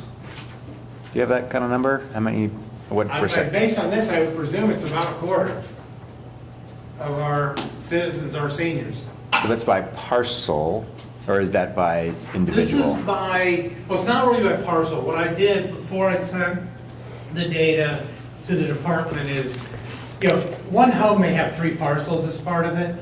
I combine those into a single household. Okay. So I did that before I sent the data to the department. So we're not picking up random, essentially parcels with no buildings on them. That are all, it's all together. So Okay. this is based, this is, By it's something return. of a pretty good measure of households. Okay, great. The second thing is, that's really key to look at on this table, the second column from the right, which is the number of personal exemptions per return, which is kind of an indicator of where families are. Not surprising, since those under 50,000 tend to heavily be seniors, they have the fewest number of personal exemptions per return. Averaging, with 50,000 looks like an average is probably about 1.7 or 1.8 exemptions per return. Once you get up to $85,000 and above, the average is between 3 and 3.5 exemptions per return. So you really, that's where we're drawing students from. And I estimated the average earned income in each of those household income ranges. And that's why you see average earned income is below the overall income ranges. I used the household income range measures all income. I used some data on Ohio that looked at percentages of income by income group that were pensions and capital gains and the things that are left out. Tried to make those adjustments by group to come up with an estimated average earned income per, basically, by the household income range. So again, if you look, say you look at the $100,000 to $125,000 total income range, on average about 87,000 of that is income that would be subject to earned income tax. That obviously for some people it's going to be the whole 100, and other people maybe 50, but average based on statewide data for people in $100,000 to $125,000 total income range is going to be $87,000, which is how I came up with the data there. And essentially what this is doing is it's putting more burden on the people who are using the schools. And so it's a little bit more tied to our income ranges. Another thing to look at why is to take a look at our property tax rates that we have right now. If you look at the left-hand side of this, right now our residential school tax rates, and this is just for us, this does not include CTAC, is 52.5 mils. The median statewide is 22 mils lower than that. So we are right now we're already have a rate that's 22 mils above the statewide median. If you take a look at the districts in Licking County, Licking Heights, because of the new levy that they just passed and made to build new buildings, they are a hair ahead of us. Everyone else is at least 8 mils below where we are with their rates. Newark, they're at 36. Keep in mind, they also have an income tax on top of that 36 mils. If you look at our business tax rates, the statewide median is 35.7. We are nearly double that. Our business tax rates are 66.9 mils. You look, there are only 25 districts in the state that have higher business tax millage than we do, and 583 that do not. And as we've gotten into economic development discussions and trying to improve business conditions, this is a big issue.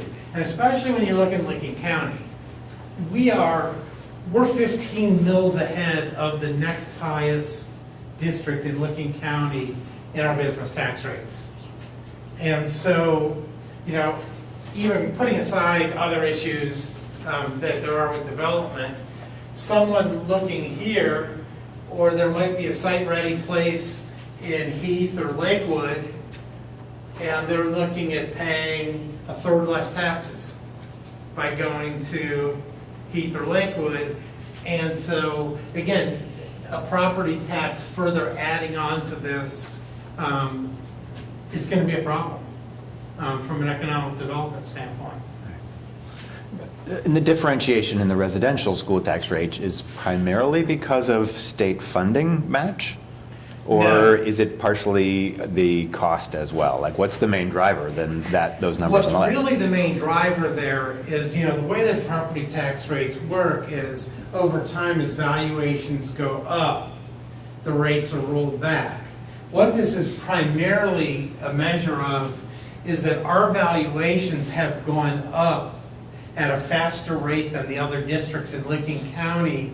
So our naturally higher voted rates have been reduced further than the rates in all those other districts, which is why there's not nearly as much gap in the residential side as the business. Business, we have not had, first of all, we don't have that much business property, and we've not had that much acceleration of values.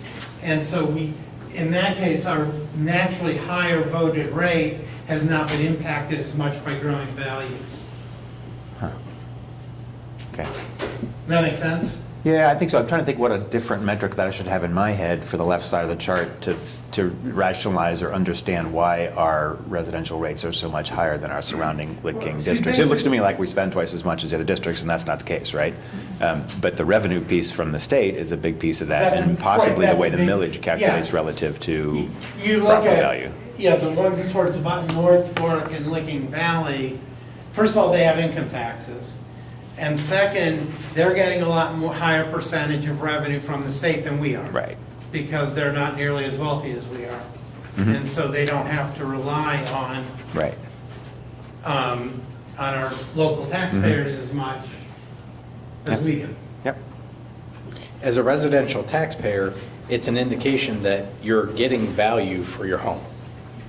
That your home That's another value one. is staying high, but that has an impact on the millage by it maintaining its value. Okay, so the levy options, I say we've looked at 7 different levy options, we've probably looked at more than that. But at least conceptually, we've looked at 7 different structures.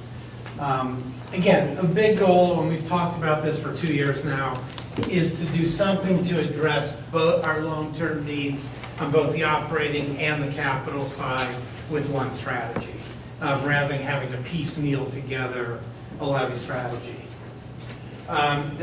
Here I've laid out 2 options that address both needs with just a single vote.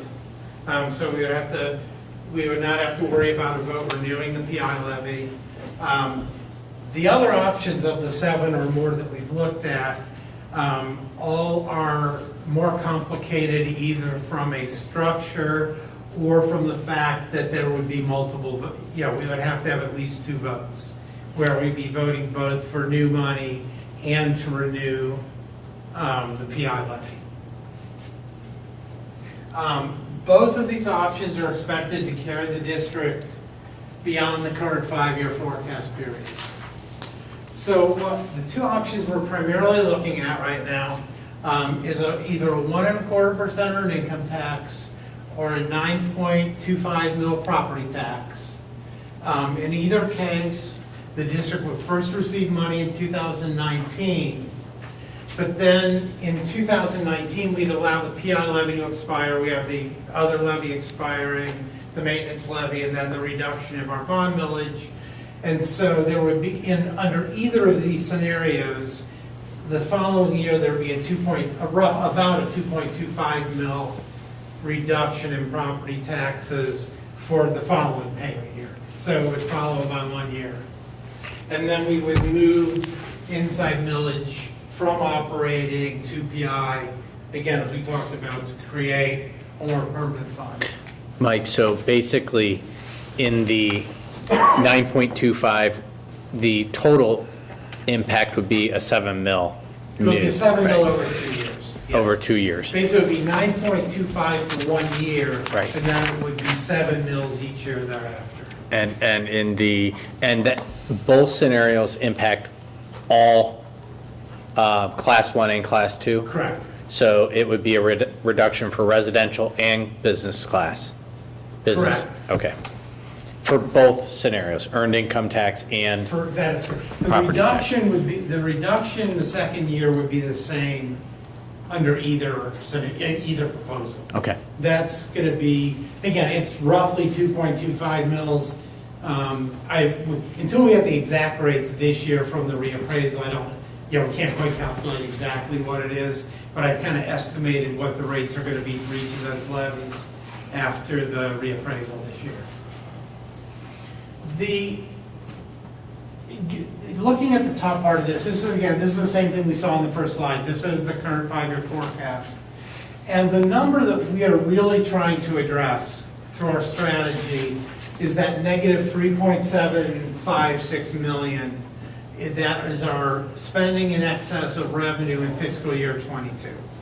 Basically, we want to get to fiscal year '22 without that number being negative or just a very small negative, which will allow us to carry this strategy beyond the 5-year forecast period. So if you take a look at the income tax scenario, again, based on what, the current assumptions, in 2022, we'd be spending about $440,000 less than we're taking in still, and we will have built a cash balance up of $6.4 million, likely in the next year after this, although there's obviously a lot of assumptions and things that have to happen by the time you get to 21, 22. We'd probably be spending a little bit more than we're taking in by the 22, 23 school year, but have enough cash to carry that on for a couple more years. Really, the important thing with the income tax, and this is what makes the strategy tough, is if you look at the phase-in of the revenue from the income tax, we would only get about 6% of the revenue the first fiscal year, in fiscal year 19, because of the way it's collected, which is very different than a property tax. And you'll see that on the next slide. And so you've got a phase up of the revenue, which makes it, that's part of the reason why we have to, if we're doing this strategy, we have to do this in 2018.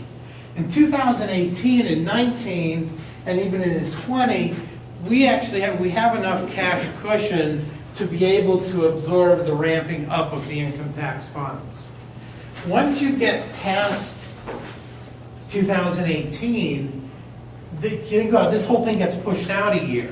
And now if we waited till 19, we'd only be getting 6% of the revenue in 2020, and that's going to be kind of problematic at that point because our cash situation gets a lot tighter. With the 9.25 mil levy, and this is where you see the difference, is where the blue arrow is. That first year, we get $2.4 million as opposed to $325,000. What that allows us to do, well, in this case, in 21-22, we are spending a little more than we're taking in, but our cash balance is all the way up to $8 million before we get there. Our cash balance gets up higher because we're getting the money faster. And again, that gives us several years beyond the end of this forecast period until we have to start looking again at where we are. So this is why we've chosen the two. And Mike, that 9.25 should not say percent mil, it's just 9.25 mil. Oh, yeah. Yeah. Sorry about that. Okay.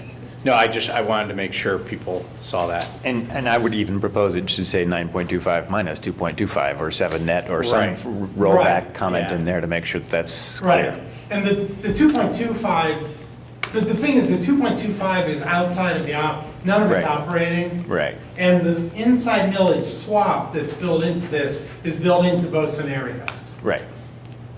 I still Right. think like Yeah. referencing it that way Okay. and saying still we've got a 2.25 mil back rollback is good. Okay. Great.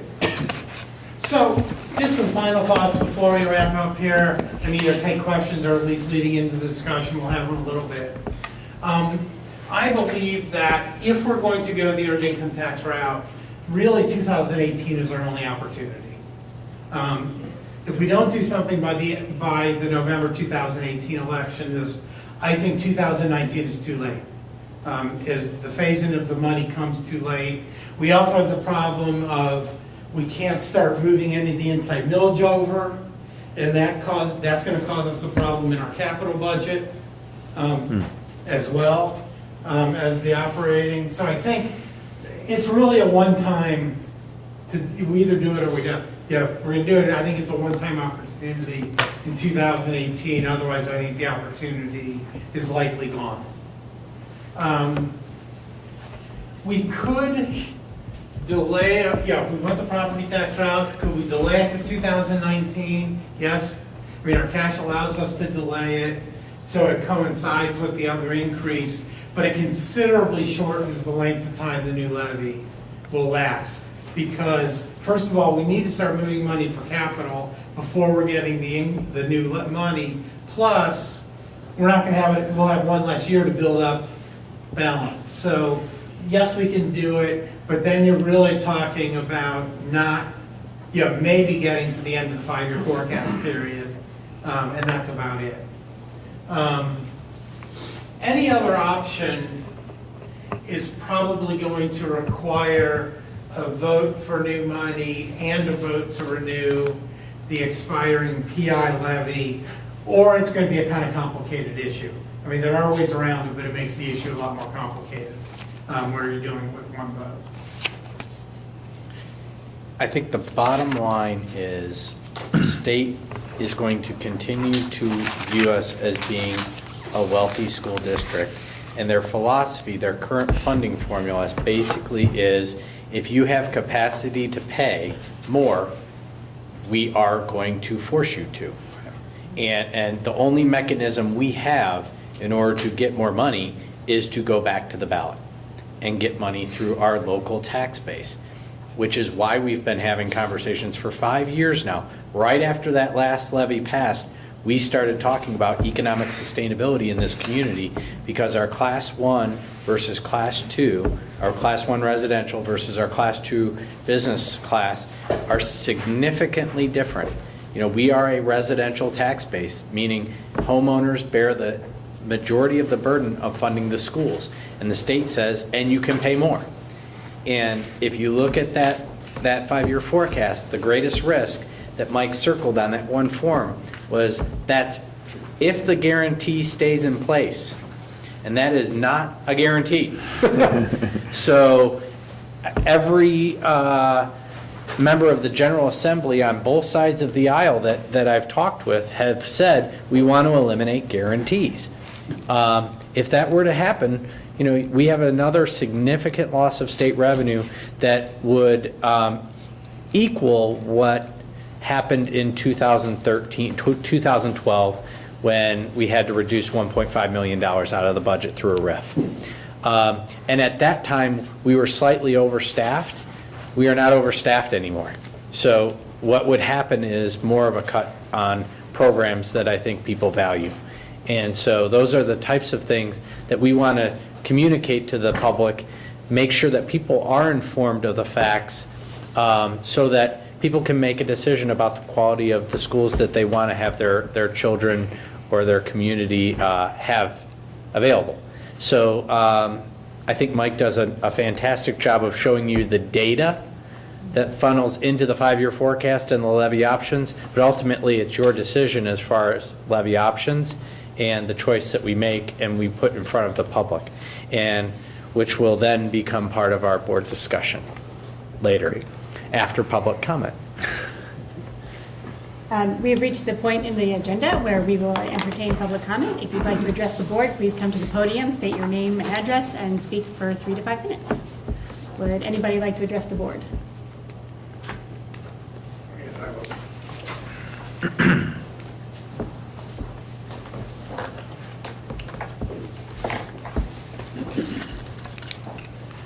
Hello, thank you. My name is Guy Manos, 159 Klaus Lane, Granville. Just a couple questions. I apologize, I wasn't here at previous board meetings, and maybe this is already discussed, but it has to do with capital expenditures. Just a quick question. I noticed the other day we have a new logo and a new corporate resolution, or whatever you want to call it, the phrase there. Mm-hmm. Is that something that we got for free? Is that something that we paid a entity for? That's my first question. And then the second one is, writing for my bicycle, I went to the intermediate school. Noticed there was we had a big roof project that was done there. Was any of that guaranteed or covered by the original contractor, or was that an insurance project? If you could answer, you know about that too. And then lastly, I happen to work contributed as a treasurer for the school levy when we did the last earned income. So I'm happy to help if some of you need some questions or answer some obstacles we faced last time we tried it, happy to do that. That'd be great. Yeah. Appreciate it. And- Answering questions. Jen, if you direct me, Yeah. I can answer some of That's those easy enough questions. to Yeah, why don't you go ahead? So the budgeted amount for the rebranding process was $5,000.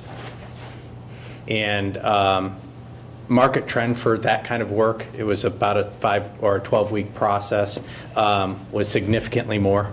But we were able to negotiate it at a $5,000 rate. And then we did receive a rebate on the intermediate school roof based on a defective roof shingle from GAF to the tune of about $40,000. $40,000. Which was probably about, that was probably about 25% of the original shingle costs. Again, which was 15 years ago, so. And so that was, okay, that was, so there was no contractor guarantee it would last longer than I wasn't sure. Correct. Right. Okay. Yeah. And you had a study, I guess, assume we do studies for everything anymore, so regarding the logo, the cost versus benefit, I mean, we're watching every dollar now, so that $5,000 was, we got a benefit out of it other than a new fancy, weird-looking Jeep. Right. So what we went through is a process. First of all, what started this, we didn't pay for, which was a rewriting of the mission statement. That mission statement that was our old mission statement, nobody knew in the school district. So we supported it with Learning for Life. That didn't cost a penny.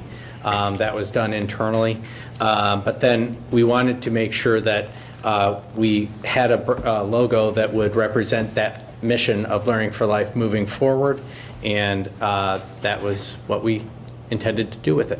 Okay, fair enough. Yep. Thank you. Thanks.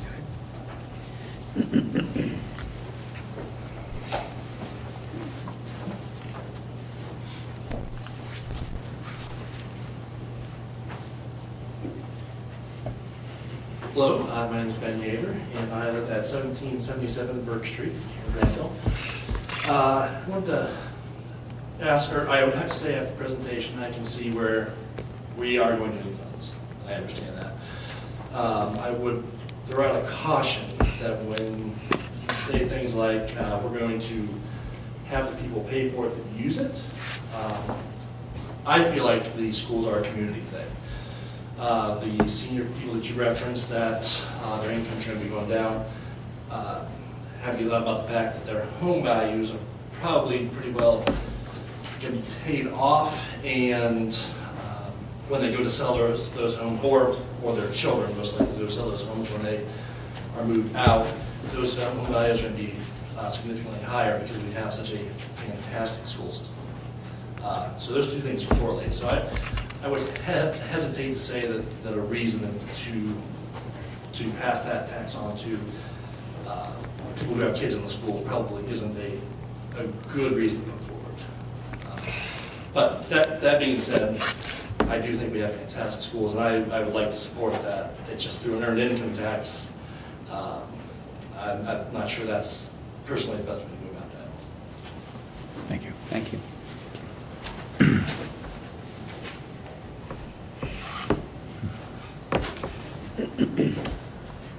Would anybody else like to address the board this time?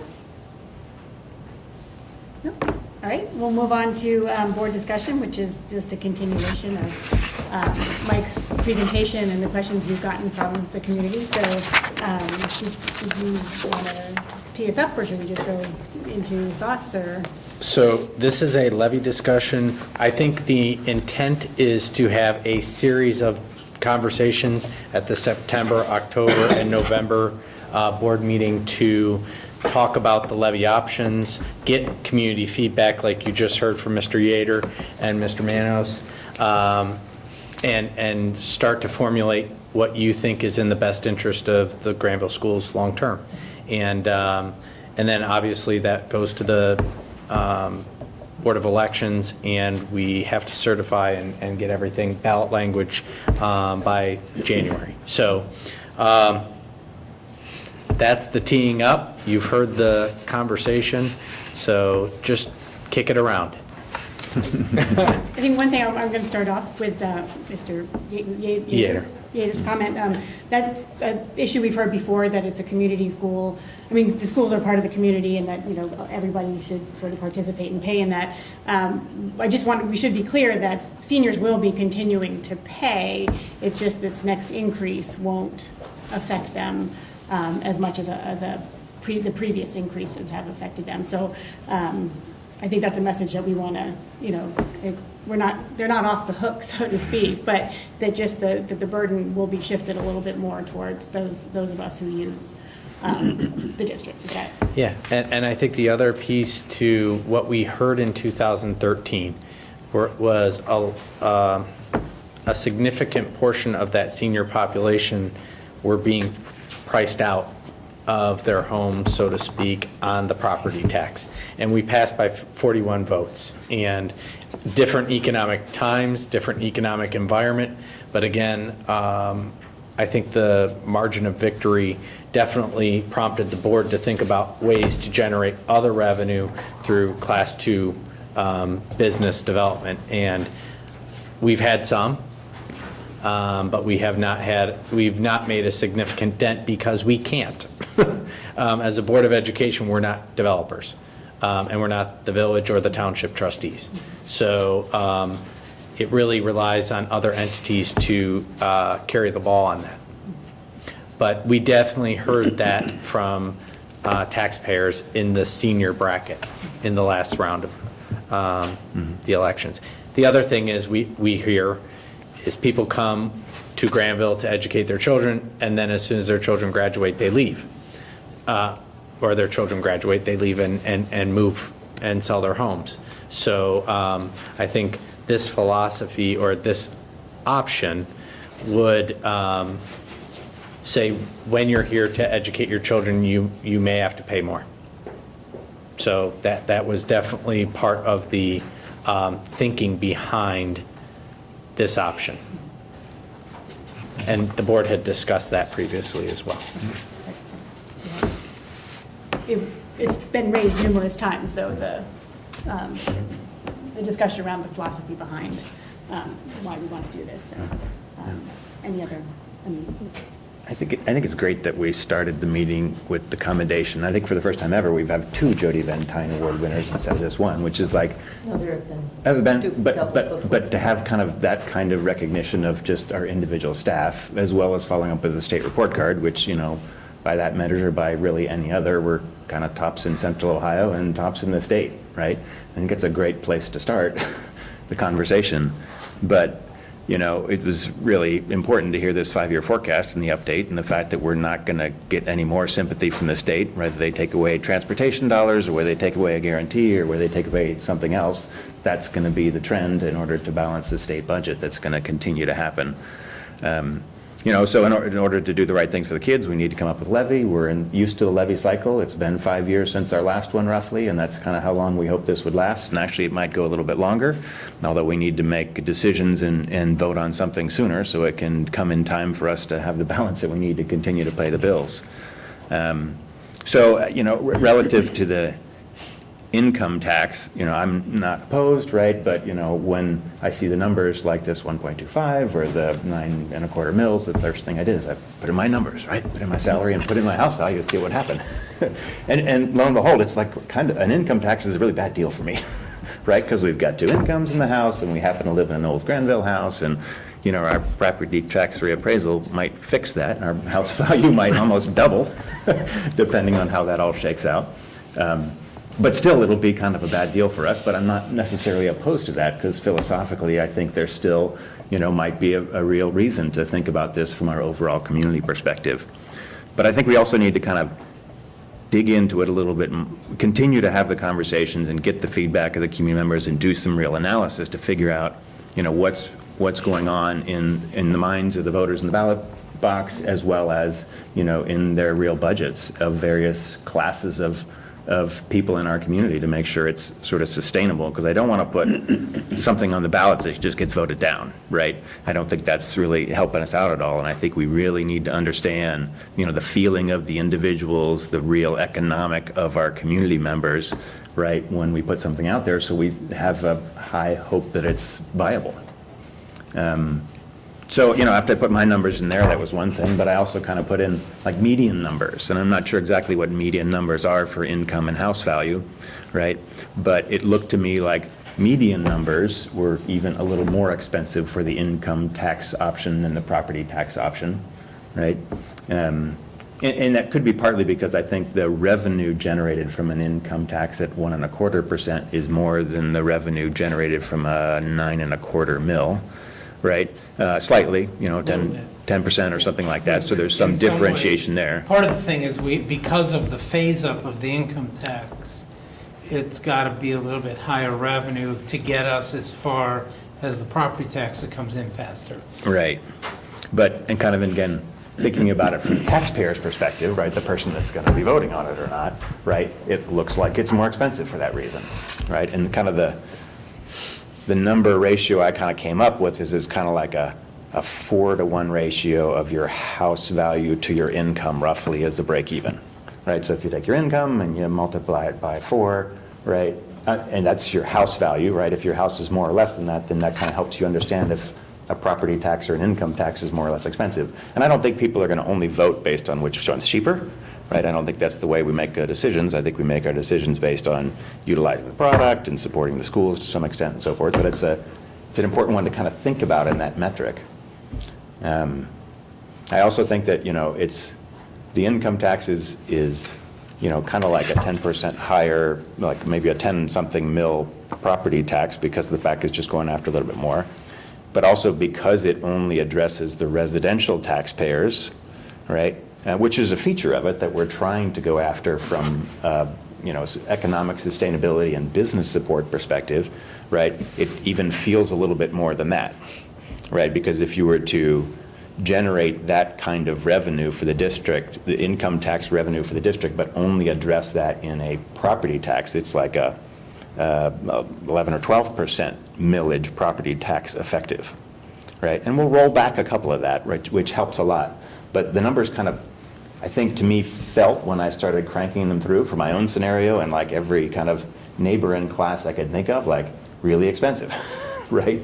And I know that, nobody likes property taxes, right? And nobody likes more taxes of any sort, right? But I think that in order for us to put something sustainable out there that has a good chance of passing, we need to really kind of get in the minds of our community and figure out, this value calculation, right? It's obviously we've got a fantastic product and so forth, but like, how do we assess the real numbers on that, right? And when people start seeing like an income tax of 1.25%, like they're going to pretty quickly calculate that number and make a decision on it.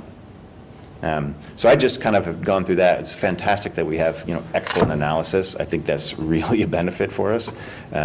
So we don't just kind of throw something out there as a dartboard type thing. And I think there's been a huge amount of analysis to come to this point. And now we really need to kind of kick it around ourselves and get as much community feedback as we can for our options, because we need to do something. We know that. So that's kind of where my head is on it. One thing we haven't mentioned, this would be a 5-year. Yeah. 5-year tax. term. When then, 5-year term, then a renewal, we would reassess in 5 years as to where we would go from there. It would So not be permanent. It would not be, it's not permanent. So Yeah. that has not been thrown out there. I just wanted to throw that out there. Other thoughts? Having read recently in the press analyses of how much tax money the state absorbs from different districts and how much the districts get back and what excess may flow from the districts.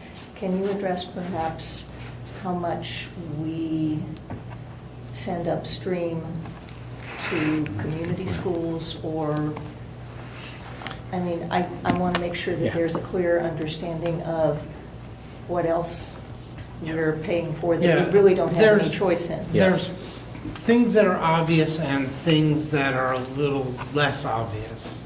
The obvious is the community schools. And last year, actually this would be easier if I look somewhere else.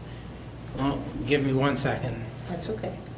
Because it's the forecast. I think in general, a couple of things that are important to know is that when we say what we receive from the state is, 33% or around $2,000, anytime we're funding another mechanism like a charter school or a voucher or something like that, Right. we are sending that full $6,000 Right. to that entity.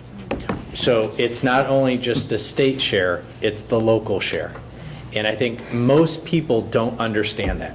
They just think that we're just passing on the state share, and that's not It is it. not. That's not happening. It is But I not. think Mike has a better way of saying that. Yeah, basically, for a student who's just going to community school, they are counted as our student. The state does pay us about $2,000 for each of those. But then we have to subtract the full $6,000 to give to the community school.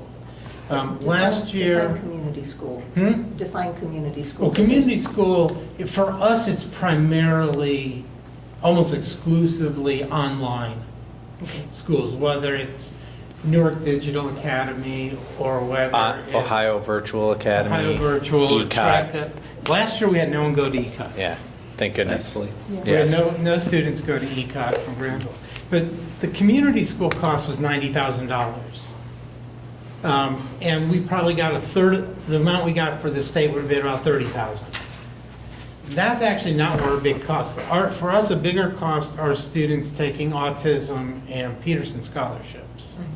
And those cost us $234,000 last year. And again, we probably would have gotten about $75,000 or $80,000 for those students. And then turned around and paid $233,000. And to give you an idea, that cost 2 years ago was about $40,000. It's just grown up at a tremendous pace. And those are things we cannot control. We cannot control We cannot them. control that. The other thing that I think, Mike, you should share is, what do non-publics get from the state in revenue? Non-publics like Granville Christian, they get about $1,200 per pupil from the state. So they're getting about 60% of what, for each of their students, of what we're getting for our, there are other districts where their non-publics are getting more per pupil than the district is getting from the state. For us, it's not quite that, but it's still a pretty significant portion of it. Which has been a significant aspect of advocacy on my part down at the State House, because I think most people don't realize that. One of our comparison school districts, Rocky River, they have an elementary on one side and a Catholic school on the other. And the Catholic school actually gets more revenue from the state than the public school. And I don't think people realize that in this current funding formula. The other thing I think that's less well-known, I have occasionally made this note, but it's not something that I've talked about lately.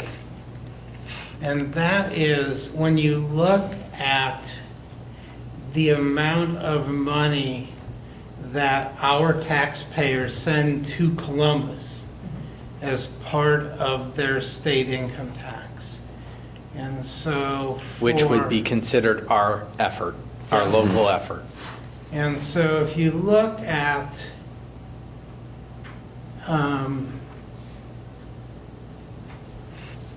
if we look at 2015, our taxpayers sent, just in state income tax, almost $19 million in state income taxes to the state. When you look at the state aid that we get back from the state, we get, between state aid and the property tax rollbacks, we get about $7.3 million back from the state. So our taxpayers are paying a lot more into the state than we're getting back as revenue from the state. you know, part of that, yeah, that's the design. We have wealthier taxpayers than the state as a whole, but it is a burden on our taxpayers that we're not, unfortunately, not getting back, which is causing us to put more burden on our taxpayers further for taxes that do come directly to us. Thank you.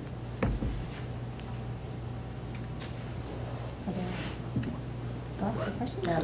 I'll just ask, I think as we move forward, really thinking about young families coming into Granville that say they're priced out of the housing market already, that they can't move here, and if they come here and they think buying a house for a certain amount of money and then paying an income tax on top of that with young kids, if they're starting their lives together and all that kind of stuff, just being cognizant of that as we move forward and thinking what burden it's going to be. I know we're trying to take the older population off the burden, but we also have a kind of flip of younger families with lower incomes and things like that, and trying to think about the impact that's going to hit those families as well. And obviously that changes a lot through who they work for and what houses they buy, but just to get their input, I think would be a valuable resource moving forward. Are you hearing anything in particular? Just having young children yourself, and I just was curious as if you were hearing anything. I know there are some families that are questioning whether to stay in just because they can't find houses that are. If they have 2 kids, if they both have regular jobs, not Granville jobs. I mean, it's expensive. Yeah, place to live for sure. But again, when you're 12th in the state, you pay for things. I'm happy to pay for that, but it's a burden for some people for sure. Sure. Thanks. I think it's unfortunate that the burden is significant. And we're you know, it's kind of, it's a difficult, both options are very difficult because you're challenging the community in either direction. And you really don't have a choice because the state is forcing you to do that. So it is difficult. I think in difficult situations, it's where do you want to place your error? And sometimes it's the best of your worst case scenario. And so, you know, I think it is a challenge, but I also think that people move here for the schools. I hear that every single time a person registered. Why are you coming to Granville? For the schools. So we are an attractor. Now, we might be attracting even more people that are even wealthier because they only are choosing the schools for that one option, and they'll understand in the future if we have an earned income tax, that's a burden that they have to take on. Or, you know, we are going to have to try and continue that conversation about economic sustainability if we place another residential tax on the entire community, knowing that they're coming off of a 15.7% increase. Well, So- it goes to a much larger discussion about economic development Yeah. in here, and involves all the entities, which we've tried, and we've seen where that's gone. But, I mean, when we look at new housing development coming here, Colony 2 is geared towards elderly people with no kids. We have the Roots, empty nesters. We have all this wonderful growth. They're expensive houses that are going to be built. But all of a sudden, if we have 65 plus people moving here that in their age, they're not going to be paying for the schools if we have an earned income tax.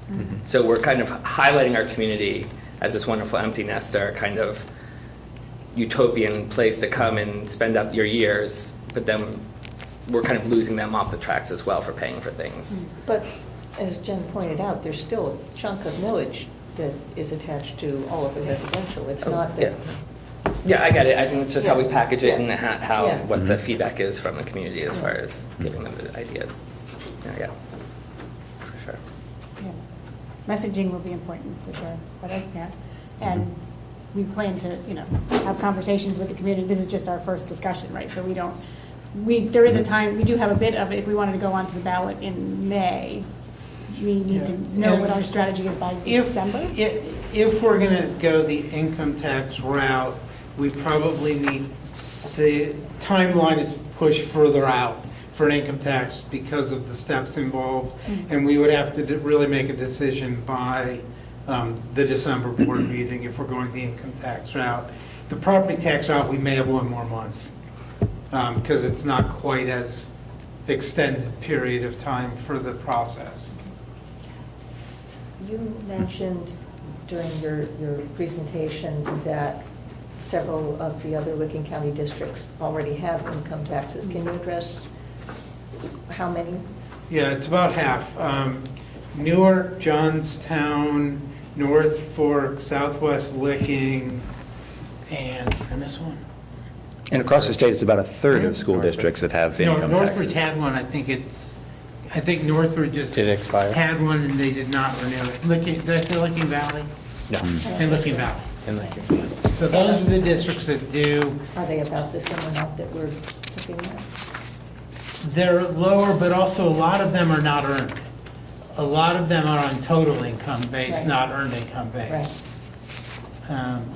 I think Newark's is earned, and maybe Johnstown is. I think the other three are all way predate when the earned income tax was an option. Which was when? Which was when? 2006, I think. Okay. Around, right around in there. About 10, 11 years ago, that became an option. And again, across the state, it's about a third the districts have an income tax. Are they mostly on full income or There's earned income? 190 districts that have income taxes. More of them are on all income than earned because it's older, yeah.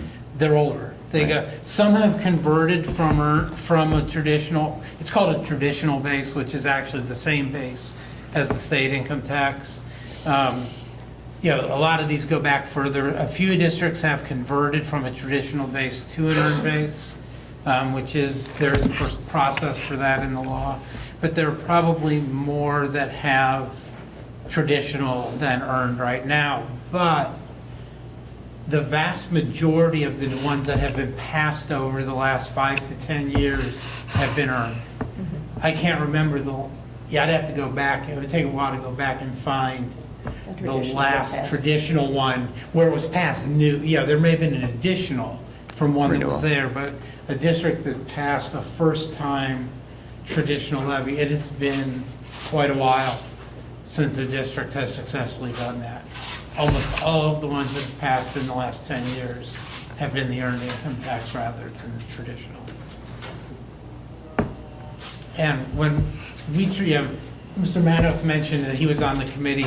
When we last tried this back in 2003, it was a traditional income tax, not an earned, because earned income was not an option back then. Right. and it was also placed on the ballot after they had just passed a property tax. And the board at that time got feedback that they should have tried an income tax at that time. And you could probably speak to that a little bit more, and I'm actually curious to talk to you. So, I want to hear your story. Yeah. So stick around. But I think it was a little bit of a different scenario at that time. Right. But I am curious to pick his brain.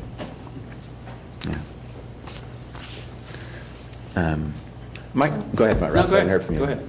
So, Mike, you said you got some good information from the Department of Revenue and so forth. Is there a way we can sort of like scenario plan a little bit, use that information to see like, you know, by household, what the income and the household rate is, by blocks or something like that, to kind of run it through the model and see Part of how what I it have, looks? which was not in any of the slides, is I do have average home values by income range. Oh, yeah, that would be the thing you could use. Now, again, it's all Yeah. averages, Yeah, because yeah. They don't want to really. I'm no longer, Right. you know, Yeah. I used to be allowed to see a data by Address. address and individual job. I'm no longer allowed to see that. The fact that I used to be able to see it is why we have this data in the first place. But, yeah, so I do have average home values by income range. I'd be really And curious so to be able to we like can- run that by blocks to try and put our like mind in those groups' heads to try and think, are these voters for or against this levy, right? To kind of push those things around and see, Yeah. right? Because The thing you have to remember, though, we are working with averages. yeah, And, Yeah. and so, I have no idea what the standard deviation Right. range is around those averages. And Mhm. so, it's only as good as the average data is good. It's still probably gonna vary widely from individual to individual, and frankly, from year to year. Incomes, although with the earned income, not as much as a traditional, but the earned incomes do vary Mhm. from year to year. Right. And, the advantage of the earned income tax over a property tax is if you're paying the tax and all of a sudden you lose your job, well, at least it was an income tax and you're not having to pay another 9 mils of property tax, which doesn't really care if you still have a job or not. And so, there is some advantage to that with the income tax, is that it's a little bit more forgiving if you're in get into a temporary bad economic situation. I think the other thing that we should highlight is, we passed the levy in 2013. We went through an innovation process. We've added services that we believe add value to the student's experience in a relatively cost-effective manner, and still kept the promise for the last levy to last 5 years with some cash in the bank so that we can take this potential approach, either or. And so I think the fiduciary responsibility, the track record of success of this board truly, I think, does also need to be stated, as well as the product that we have. Because, education is an investment. And I think when you have children that go through our system and graduate, you realize the benefit of that investment. You do. I did, with my daughter going to an out-of-state school and getting a lot of scholarship money because of the work that she had done here and the type of work that she had done here. I know several on the board have some experience with that as well, but I think it is an investment. And so I'm not trying to sell, I'm just trying to highlight the fact that it is something that I believe is a significant value proposition for the money that you pay in. So, but I'm slightly biased as the superintendent. Granted. Thank you. Yeah. No, I think that's great perspective. I think, first of all, Mike, thanks for the very detailed presentation. It was always illustrative, and to me, always highlights the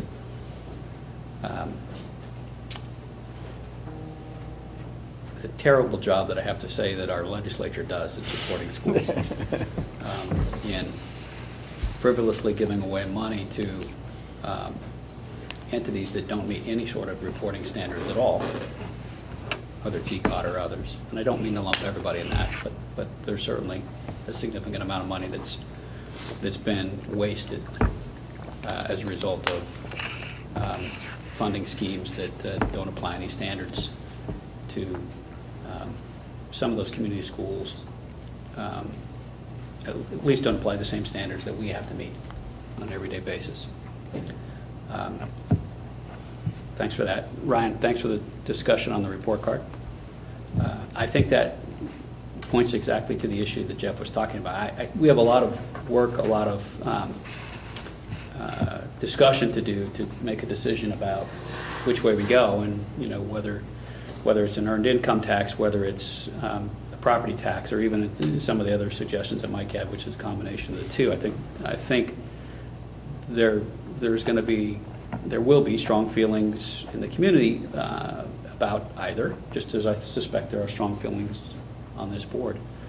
But I think before we even get to that step, we have to make sure that we continue to point to what's been accomplished. It's a school district that's rated in the top 2% of the state that has, I think, been very fiscally prudent over the last number of years, and yet has added programs that have substantially or will substantially move the needle in the student experience. And I can speak from experience having 3 students who've graduated from these schools and have gone to sought out challenging post-secondary education and have felt extraordinarily well prepared in very competitive environments to be able to go in and earn the kind of grades that they want to be able to perform to the level that we would expect. And so, I know others in this community have the same experience. So, I do think we're going to have to spend a great deal of time talking about the product, talking about what it costs. And I don't mean to make this sound like a manufacturing play. We're not making widgets here. But our business is the business of education. I think we do it, this community does it extraordinarily well for a very fair cost relative to what we know others spend. It'll be incumbent upon all of us to make that case over and over and over again, and we should never assume that that everybody understands that.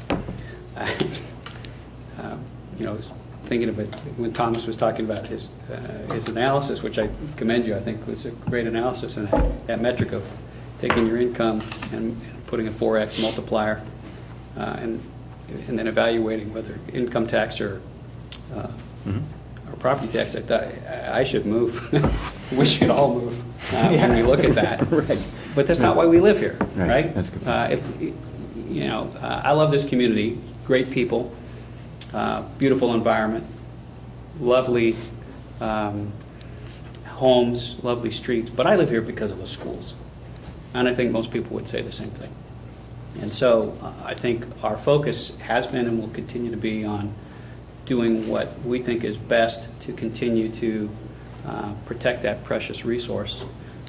I lean towards the earned income tax, but I'm also sensitive to the comments about it. But Mr. Yater, your comments are spot on. This is not intended, certainly at this point, by I think any of us, as a way to shift the burden to earners. It is, in some senses, could fairly be considered to be more of a use tax, but I don't think that that's it in and of itself.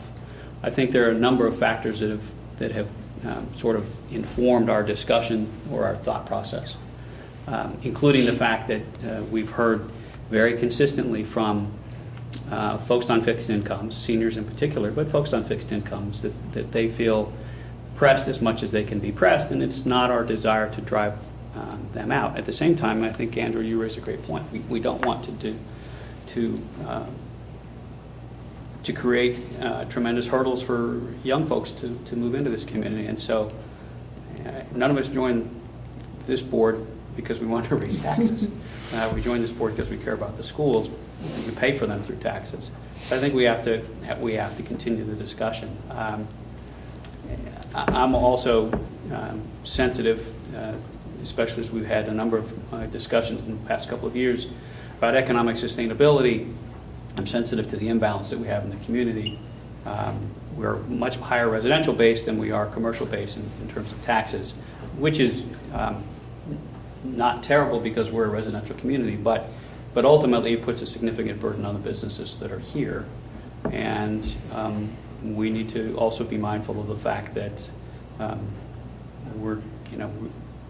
it doesn't serve anyone in the community well to create a new tax structure which drives away businesses or discourages the types of businesses who want to come here from coming here. So just a whole lot of data to contemplate, a lot of discussion I think we have to have. I know there's plans in place to have a number of community meetings.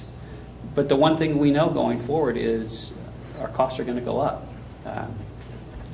Mike, the budget forecast that you had in the out years showed salary increases, and I've heard comments from folks in the community, and I've hastened to correct them.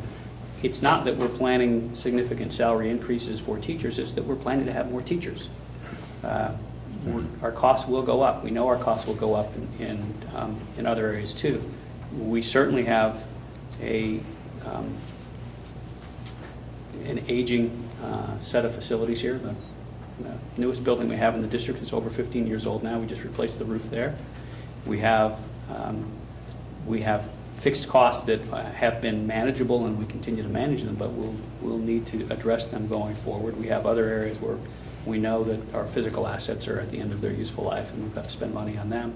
And we certainly know that, not that we expect any help from Washington DC, but things like healthcare costs are probably going to continue to rise. Energy costs will continue to rise. It is reasonable to project that personal incomes, salaries that we pay will continue to rise, and we're a business that's 85% people costs, salaries and benefits. Our doesn't cost us any more one year to the next for a classroom, but the costs in human capital will continue to go up, and so we've got to continue to work to address that. So I guess what I would just say is I think I look forward to the discussion. I look forward to contemplating the options in front of us. As I said, I tend to favor at this point the earned income tax, but I haven't made up my mind. But I also think we just need to continue to be mindful of what we've done so well, I think, over the last number of years is to be good stewards and to communicate that fact to the community so that folks, we're asking them to give us more money. And we're always mindful of the fact that it's the community's money, this is a community asset. We just need to make sure we tell that story because it's a good story of what we spend and what we achieve. And I think something this community can be proud of.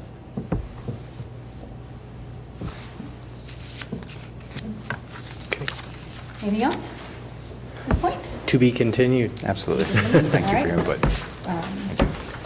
You can certainly email Mike if you think, things pop into our head along the way and in between discussions and things, so we should come prepared with more details Great. at our next discussion.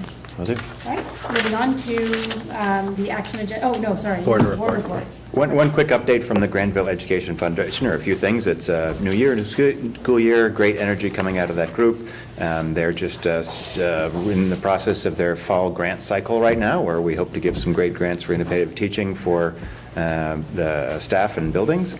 They also are restructuring slightly their committee structure within the GEF to reflect the fact that they're doing more events, like the Red, White, and Boom event that's an alumni-focused event, and hopefully more, so they've got some more focus on that.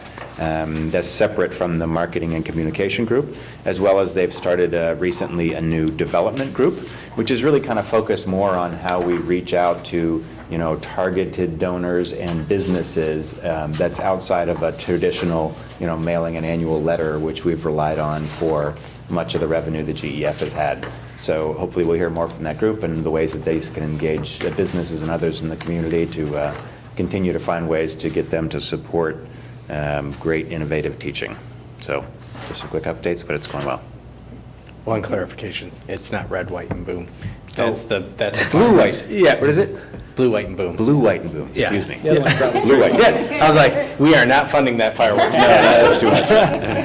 All right. Blue, white, and boom. Yes. Okay, now the Thank you. action agenda. Okay, action item 11.01, the Educational Service Center Central Ohio contract for behavior intervention specialist and teacher of the visually impaired. So moved. Second. Thank you.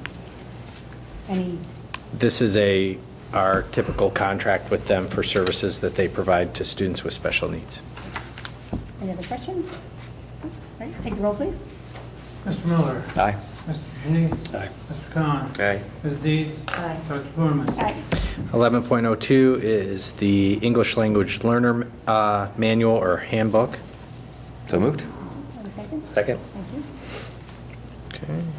And really, the changes are minimal. They are just updates related to policy changes at the federal level and state and federal level. Any questions? All right, take the roll, please. Mr. Miller. Aye. Mr. Khan. Aye. Ms. Deeds. Aye. Mr. Janice. Aye. Dr. Foreman. All right, Thank you. Consent agenda item 12.01A through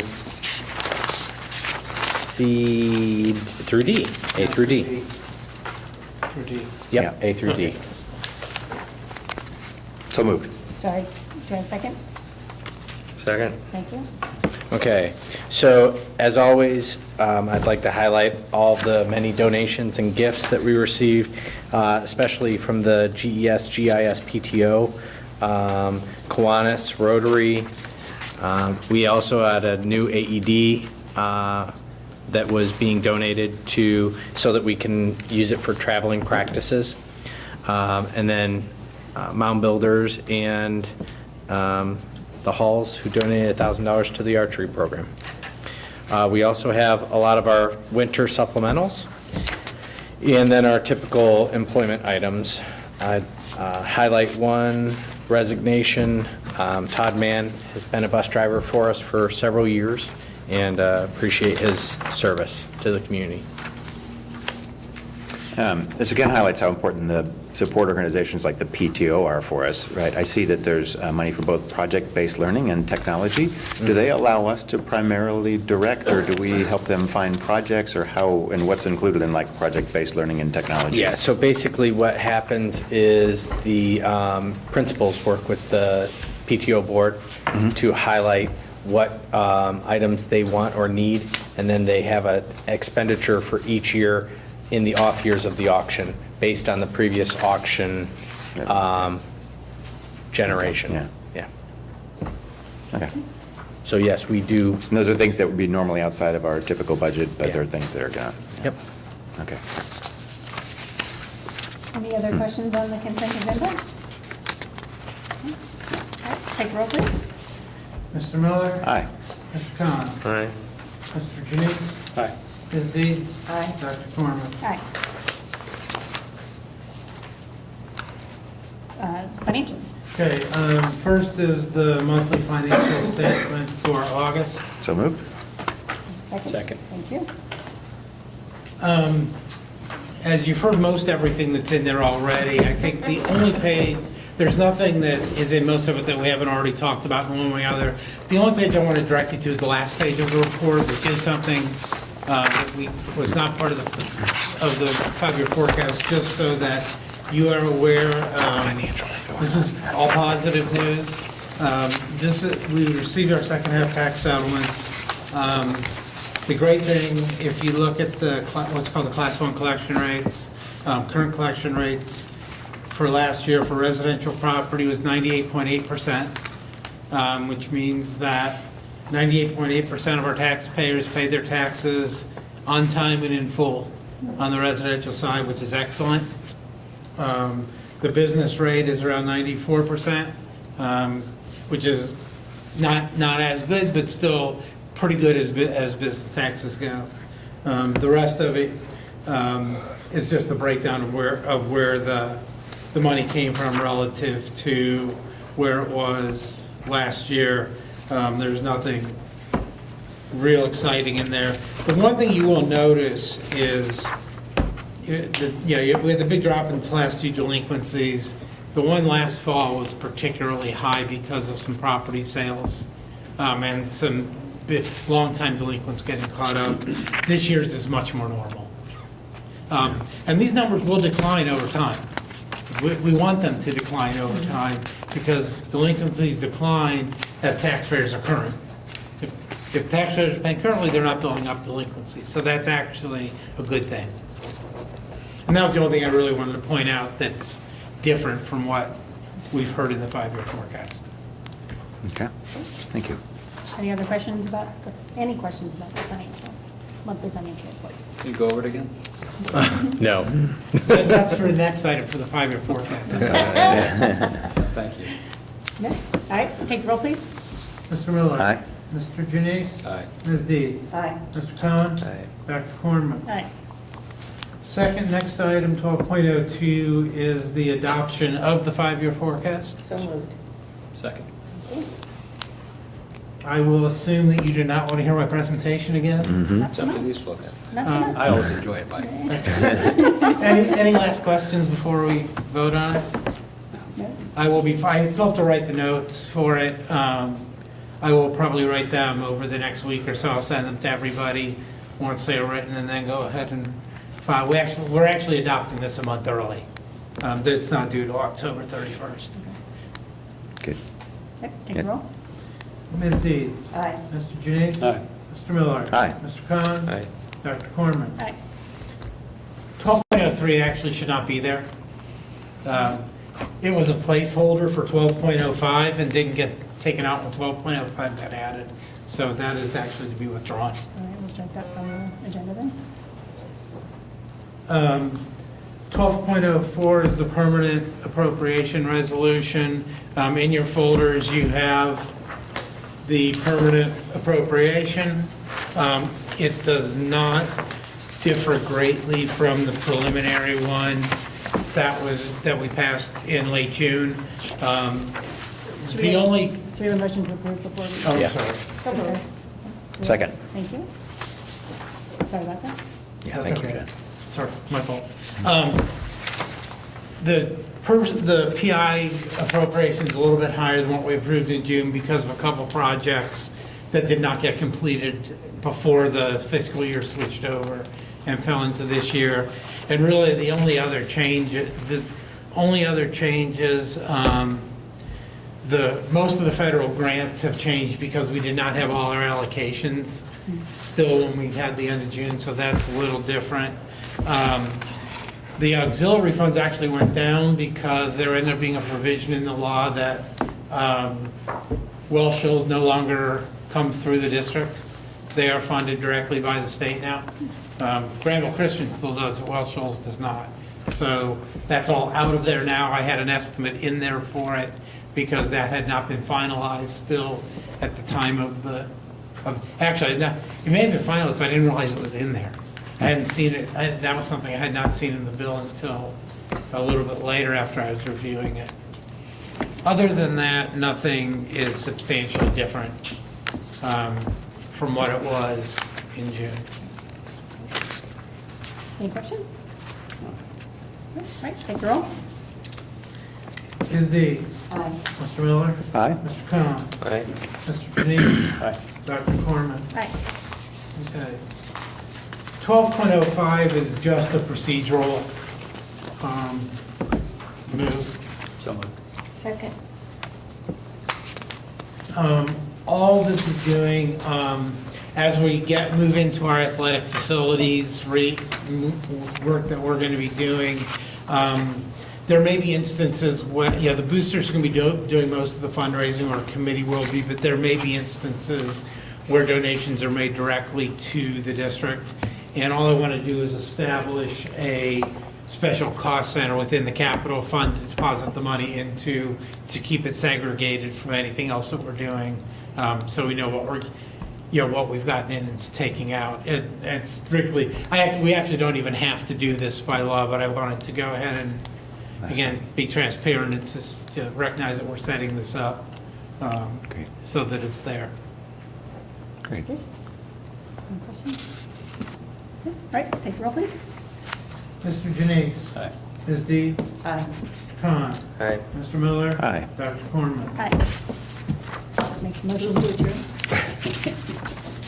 I have a second? Second. Thank you. Ms. Deeds? Oh, any discussion? Oh, sorry. Mr. Janice? Aye. Mr. Khan? Aye. Mr. Miller? Aye. Dr. Corman? Aye. Meeting adjourned. Thank you.